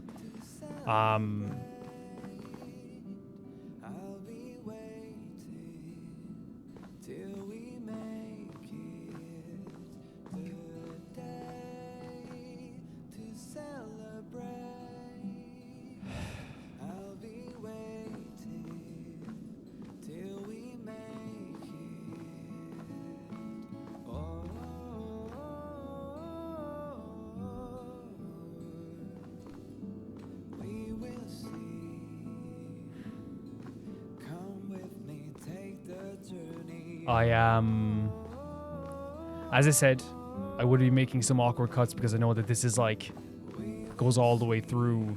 Not it goes all the way through, but there's like very like, no, there's not, so far we haven't had like any actual real moments where it's like, oh, explore, right? It's always been like a place where we've been dropped into like this whole story, as people said, like we've been dropped into a place where you can only pause and save. I think it's the first time ever in any game I've played. Maybe not any game, Hoyo game I played, but I think it's the first time that like from start to finish, right? And again, we haven't finished yet, right? But I think it's the first time that we have like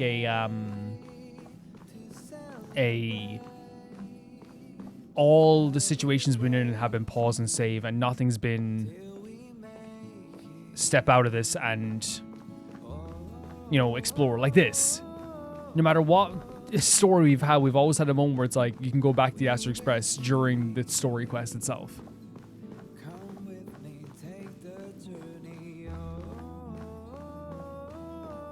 But what we're going to do now is going forward into the next part. And I'll put a note at the start of the video because, again, I know like not everyone heard me say that about the stuff. Because, again, I want to make clear here. These video on demand stuff, it's for you guys to enjoy, right? It's for you guys to enjoy. If you guys want to watch 5 minutes of this, happy to have you. If you guys watch the whole thing, love you. If you guys watch like an hour of it, understandable, and still love you, right? All this stuff, you know, it's like, it's up to you what you want to watch of these videos, right? I don't dictate that. You know what I mean? I've been a Let's Player for a long time, and I understand that there'll be people who click on a video because it's like, oh, this is a big moment, and I'm going to skip to part number 50. While there'll be people that are, a lot of people, at least my analytics tell me, that watch the whole thing. You know what I mean?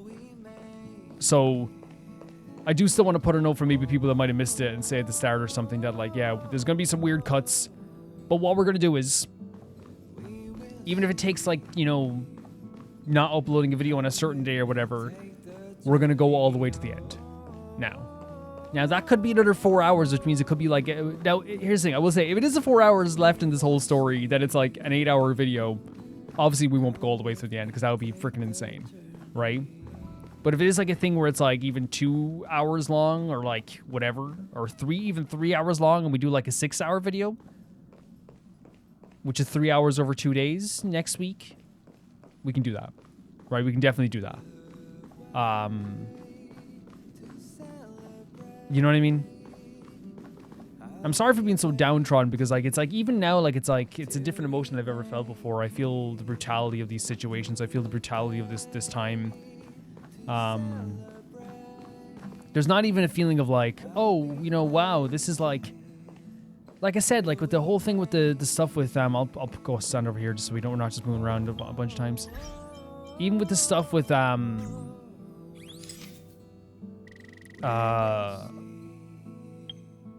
even with the stuff with Finon's ultimate, right? What should that be all the time? When we get to witness an ultimate for the first time, Castrus's ultimate, Hyacinthia's ultimate, Aventurine's ultimate, Seela's ultimate. What's the feeling all the time? Excitement, joy sometimes, like awe. With Finon's, with Kaslana's ultimate, It's the first ultimate to relive a pit in my stomach. It's the first time when I'm using a character like that is this really amazing character to utilize and use that I don't want to use them. That like I don't feel good using them. That pressing every button when we're using him feels bad. It's the first and like only time that I've used a character that like is clearly incredible. I don't think I'll ever get to enjoy his moveset. At least it's going to take a while. It's going to take a miracle. It's going to take something amazing to let me enjoy the idea of using core flames to attack my friends.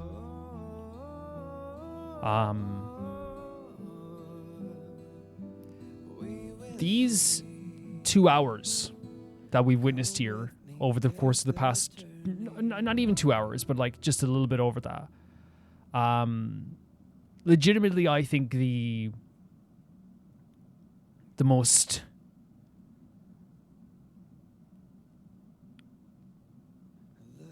draining, because I think we've had times like I always look back when I look at the most emotional moments of this game. I don't know if anything will ever truly top fully the adventuring moment in Penacony. Like to me, that was like it's something that like will stick with me for the rest of my life. But that was like that was draining in a different way. You know what I mean? That just made me feel tired because of the emotions were high and like my love for adventuring was so high. When we cried over the Firefly moment with the fireworks, that was again draining, but not draining in a bad way. Draining in a kind of way where it's like, oh, I feel this emotions heavily, and it's a beautiful moment as well. When we cried over Castrus, it was depressing. It was sad, but you were grateful that you could feel these feelings. You know what I mean? I think intentionally so with the stuff with Finan in this episode. I think they wanted us to feel like it wasn't rewarding. I don't feel rewarded. I don't feel good. I don't feel energetic. I don't feel like motivated. And again, I want to make it clear, it's not that it's bad. It's really well written. It's incredible.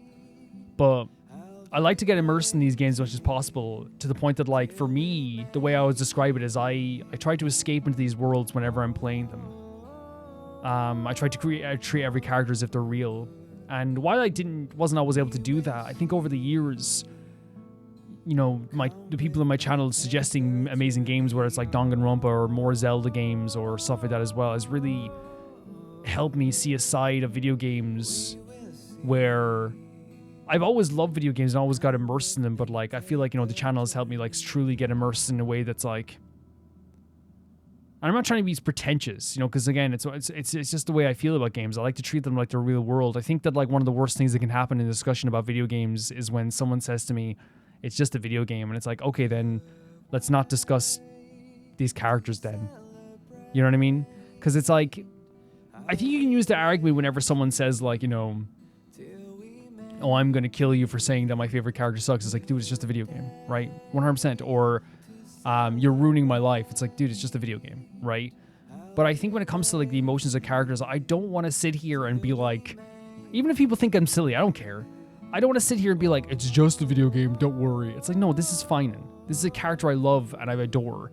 And yeah, when I'm finished this recording, I'll take a bit of time to calm down and get a cup of tea, right? And you go into like, you know, you realize it's a game, right? 110%. And we know it's a game as we're playing it.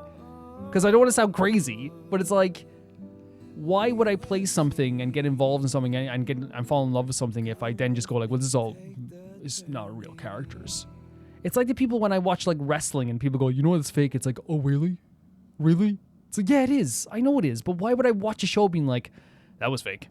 You could tell that was fake. It's like, no, for 2 hours, you know, we get immersed in the story. You know, we get immersed in the ideas. And from this story, it drained me. It made me, and there's more to come. I had to stop at the Hyacinthia moment as well, guys, because no one I said I'd be finding a break anyway to move around. But, there's something different about the Hyacinthia, because again, I don't mean to make it sound like I'm playing favorites. Cutting down Mydei is disgusting. Cutting down Cypher and Anaxagoras, disgusting. Cutting down Castris, disgusting. But there's something on another level of like hell in our emotions of possibly cutting down Hyacinthia. And I think it's because she's devoted her life to healing others. That's why it hurts. More. It's to me it's like, yes, fighting Mydei is difficult, but you're talking about fighting Mydei, who is this beautiful warrior. You're talking about fighting Castris, who can fight in her own right, so in such an amazing way. You're talking about Cyphera, who stood up to a Flame Reaver. I'm not saying Hyacinthia didn't also. She stood up to Aquila. But I feel like it's a different story when it's Hyacinthia, who is like legitimately one of the bravest people in the world, but she is the representation of joy and rainbows in our lives. It's a different feeling. It's a different feeling. It really is. Let's talk about everything, I guess.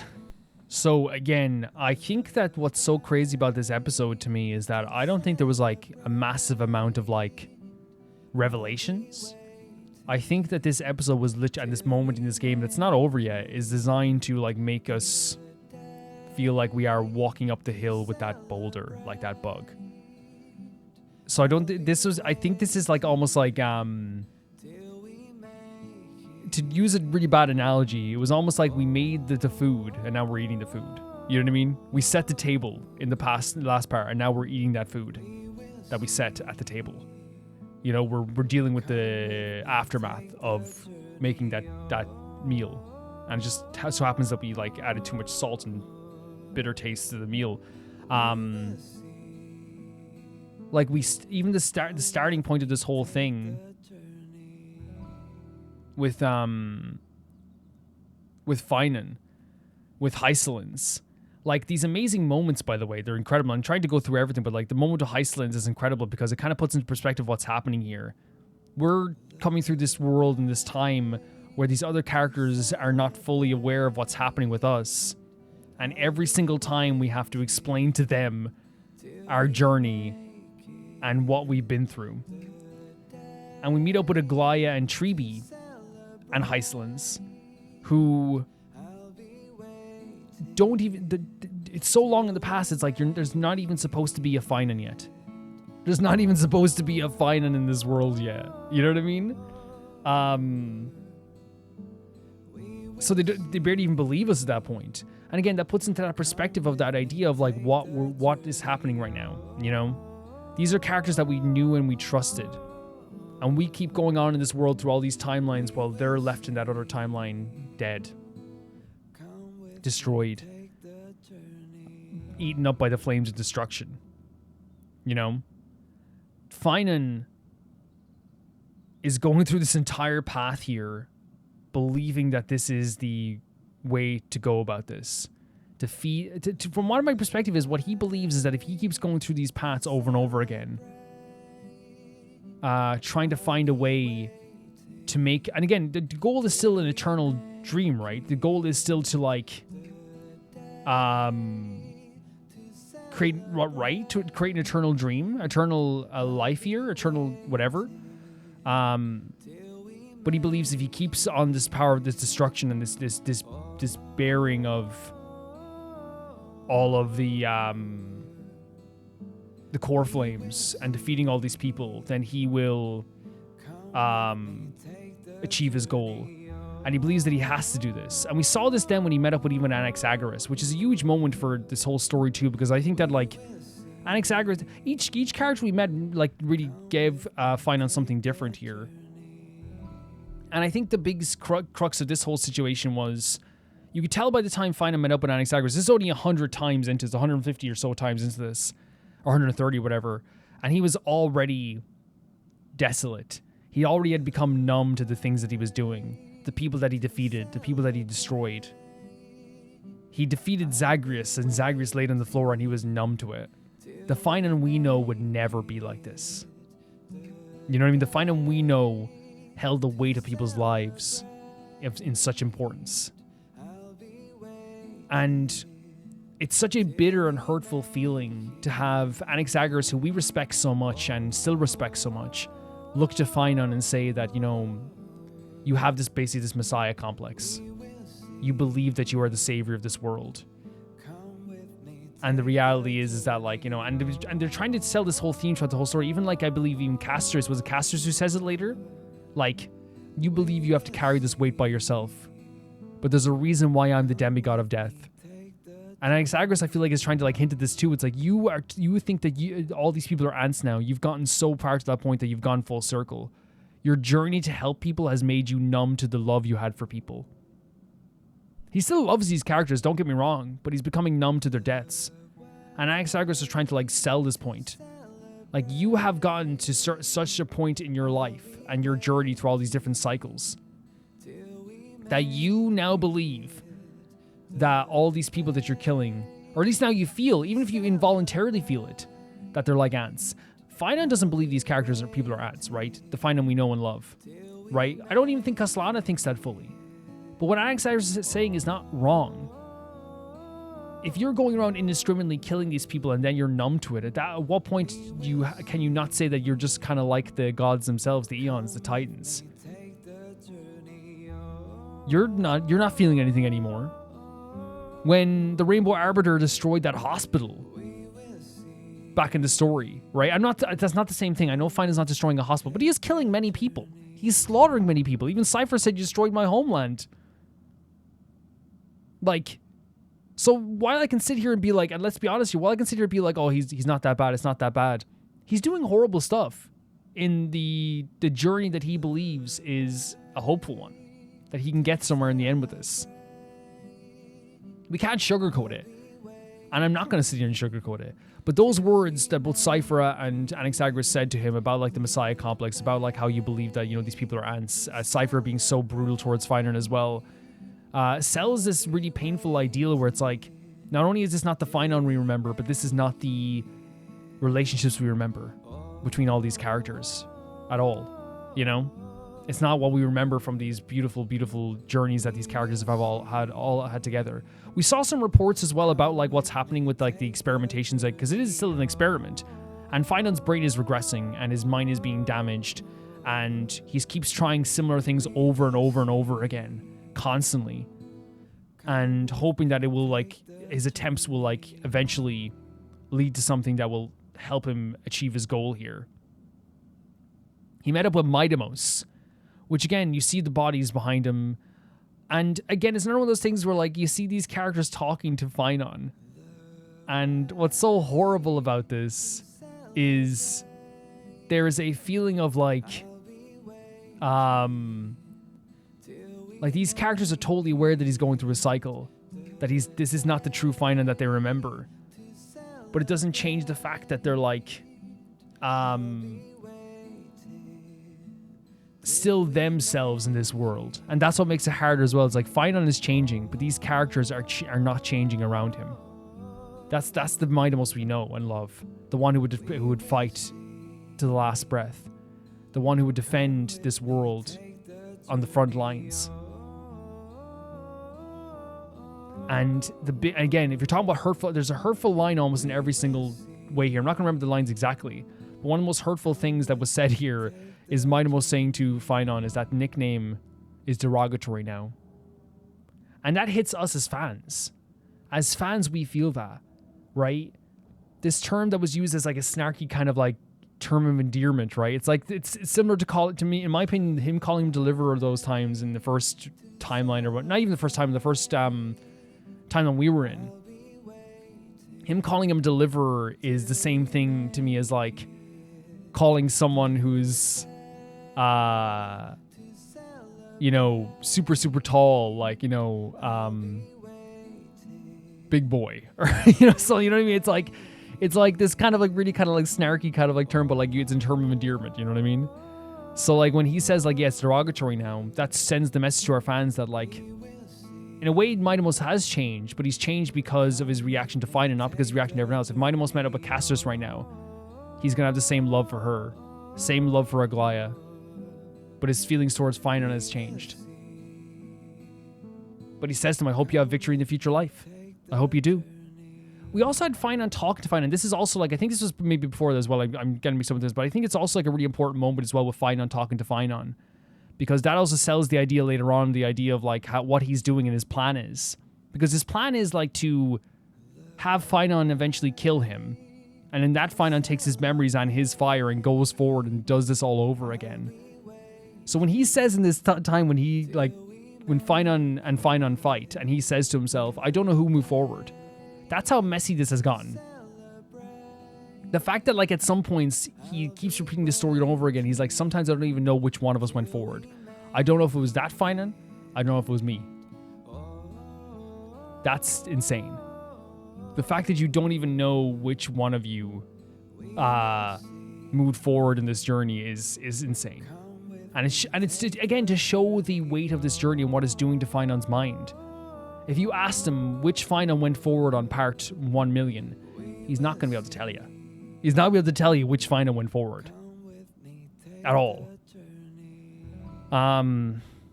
They had the meeting up with Castrus as well. And the stuff with Castrus to me is also like really painful because again, Castrus, like, they all plead in a different way to him, it feels like, right? On one side, as you said, Finon pleads with Finon. To end this kind of just because this is like not even like helpful. This doesn't work in the end. This isn't working in the end. Mydei is pleading with him, but not really pleading with him, just saying like, hope you have victories in the future, right? But I will fight you every single time. Every single time I will fight you. And how brutal is that as well? Every single time you come back, I will fight you again. Every single time I will fight you again. Anaxagoras is pleading with him in a different way by saying like, you think you have to do this all by yourself. You think you're the Messiah. You think you're this God. You think you deserve this power and you're the one that should be using this power. While Cypher's pleading with him in a way that's saying like, you're a brutalizer. You're an executioner. Because that's what he was called in this whole thing as well. You're the executioner. You know? And then Castrus is pleading in a different way as well. It's like, you don't have to carry this burden. This whole idea, just because you were like the person who was supposed to hold Kepler, doesn't mean you have to do this all by yourself. There's a reason I'm the demigod. And she's hoping if I can end you here, at the very least, you can rest. Because what he has now and what Castrus said to him is so true. You would become firewood for this tragic firewood for this journey you're on. You're not the Finon that she remembers. Because when he says to her like, "Oh yeah, I don't want these debts to be meaningless," that's not Finon. Finon carried the weight of all those debts on his back, and Finon would never call any debt meaningless ever. And Castrus just desperately wants for him to have this rest. Because she truly believes that again, you don't have to do this by yourself. This is like a journey we all went on. And she knows that I can't win this battle, but I have to try. And then he takes all the core flames, which again, by the way, he's taking millions upon millions of core flames within him. And even Zagreus was so confused about how he could do this, how he's even possibly able to do this. It's so freaking insane. It's so freaking insane.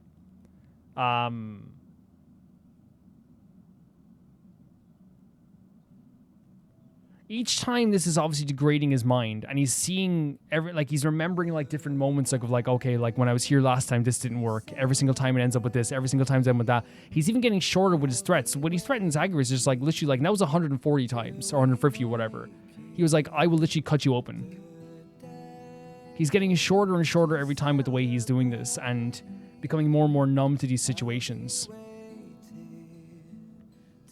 And make no bones about it, this is him killing his friends over and over again. And taking their core flames.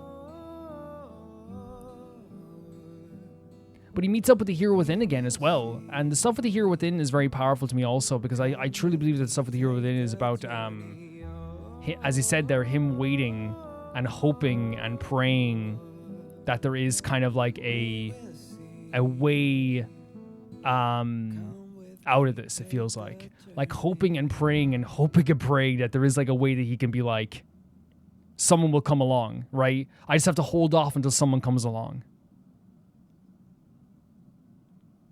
And that's what that Hero Within represents, because if he didn't get rid of the Hero Within, he still believes that there is like something pushing forward. And I think the way he talked about it, maybe there's someone from beyond the stars I think the way he's talking about is like talking about Stell, right? And then we also get like the idea over time, to me, they're trying to show this like degradation of himself into like even when he says like Finon will destroy me over time, and then they also show like, you know, him as the Flame Reaver, like in transitioning to the Flame Reaver.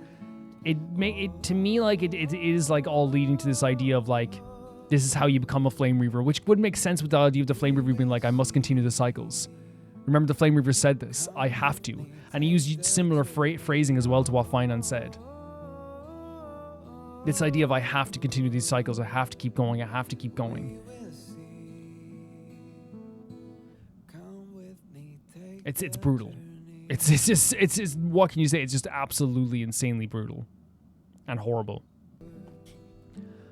I think in the end, the way that we can kind of like describe what Finon is doing here, and this is my understanding of it, the eternal recurrence is something that Cyrene has helped bring forth here, and it seems that Finon is continually taking on every single core flame so that the same outcome shouldn't arrive, which is what would happen with the stuff with Iron Tomb and Lygas's, not Lygas's experimentation. I know it's not his experimentation, but you know, the experimentation that was taking place so that the finality and the destruction that would take place where this experiment would be concluded would mean that Amphoreus is no longer necessary, which means there's no longer a loop.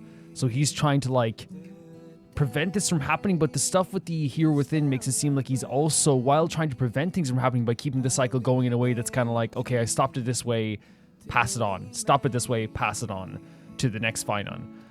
It does also seem like to me that he is also hoping and praying that something can come and save them. And the way he describes something like if someone from beyond the stars and all this stuff too, and the way they use Estelle to play the Hero Within at one point in my view, it does seem like to me that it is a situation where he's hoping for someone to help. He's hoping for someone to save him, hoping someone to find him. And it's so interesting the way that they've done the emotions of this story, because it's so difficult to see a character like Finon who is so tall in terms of the way that we view him. I don't mean like tall in terms of like literally. I mean in terms of like how we all look at him, right? He is this like heavenly force, not because he's this god or not because we love him like as a worship him, but because like he's one of those characters that I feel like if you had a kid, right, and he was playing Honkai Star Rail and he said, you know, oh, when I grow up I want to be like Finon, you'd be like, heck yeah, you know what I mean? Like, oh, awesome, you know? Finon is that guy that like I feel like is an inspiration to a lot of people, and he really is. And so that's why, like, to see like the love that all these characters still have for him, but like I think the respect that they have for him, and that's one thing that's hard, because obviously the deaths are like so hard, that the hardest thing that's happening for Finon and for us. But I think also it's important to note that like to see these characters that had so much respect for him have to dress him down in some ways, right? Have to kind of insult him in some ways, not because they hate him, but because they have to get through to him. And I know not everyone's insulting him, but like, you know, as he said, the idea of saying he has a messiah complex, or that I think the way Cypher described it was like this dude like has these fantasies inside of his head. Mydei, you know, using deliver as a derogatory term. Castorus, you know, proclaiming that like, you know, that what he's going through now is a fate worse than death. Like all these things that like, it's not unintentional. As I already said this in the discussions, but I'm going to just reiterate. It's not unintentional that they have this like pristine, godly, clean hero, and then also develop him into something that's very complicated and has like so many like different has an emotional weight to his character, and then all of a sudden they have his character then, and having everyone respect him, have everyone be like, oh, this is fine and we believe in you. Like they don't do anything unintentional in this game. So 100% they were like, yeah, Finon is like our hope. He's like, you know, our guy. Even Anaxagoras, who doesn't believe in all this crap, like also, I say crap, but like, you know what I mean? It's real. the Flame Chase journey. He's also like, yeah, like I don't, Finon's our guy. He's the guy that can change things. So to see all the characters that loved Finon then be like, you know, down on him, it's intentionally difficult to watch. It's intentionally painful and it hurts. So yeah, like it's obviously like it's one of those things where like I totally think it's such a well-written story.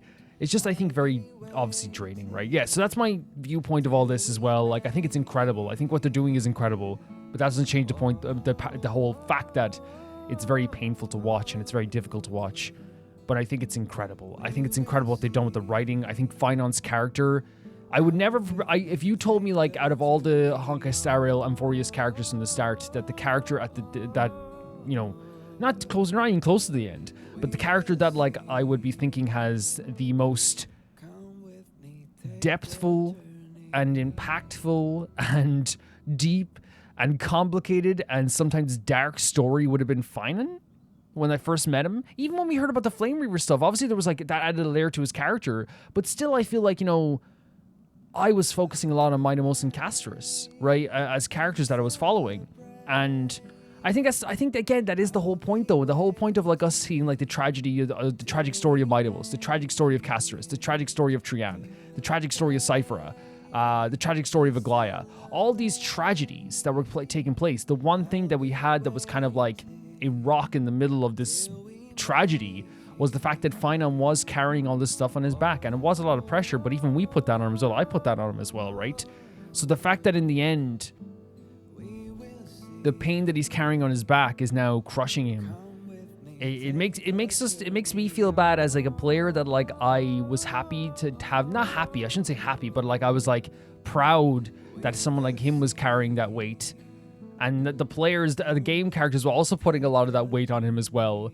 The fact that, like, this it ended up, like, becoming something that would eventually continue, not fully crush him, but continue to compress him is, it's hard to look at. It's hard to look at. And I think that it's one of those things where, like, as I said, intentionally so, they kind of, like, every tragedy was important. I'll make this clear, like, Mydei's tragedy, all these tragedies, all important. But I also think that they use the importance of these tragedies as well to kind of, like, have a little bit of a distraction where it's like, you were not ready for Finon, right? I was not ready for Caslana's tragedy. I was not ready for this. And I think that's also because they prepped us with everything else that happened, where it's like, oh, it can't get much sadder than Casterus. It can't get much sadder than Cypher. It can't get much sadder than Aglaya, right? Oh, they can't get much sadder than Trian, right? They can't get darker than all of this. Little did I know. And it's so funny because of how tragic Amphoreus is, there's not an ounce of me that would, like, go back to, like, it's not like I'm like, oh man, Finon's so difficult, I'd love to go back to when we, like, Trian died. No, it was all horrible. But it's absolutely horrific, like, how it's gone. I really think that they've done a really fantastic job with just making this unbearably painful, but really well written at the same time too. It really, really is. If you want to see these videos here, you can do so for €1 or whatever's in your currency at YouTube members on a Patreon at the lowest tier, and that is for the entire month. You can also check out other perks, such as having your name on the text credits going by right now, or having your name read out verbally at the end of every single video as well for that month and whatever month that you are pledged to either YouTube members or Patreon. And first I'm going to read out the highest tier of the Patreon, and that is Typharo 2, Jamie Bull, Jana the Banana, The Ghost of Inazuma, Felicitas Felix, Yuld, Anusta, Assassin, True Peanut Butter, Peter Shelson, Leon, High Kasperian, Jared Bianon, Neo Sharite, Leah 200, Malcolm Gunday, and at the highest tier of my YouTube, Royal Gamer 7, Blasco, and Usanagi. See you guys soon. Bye-bye.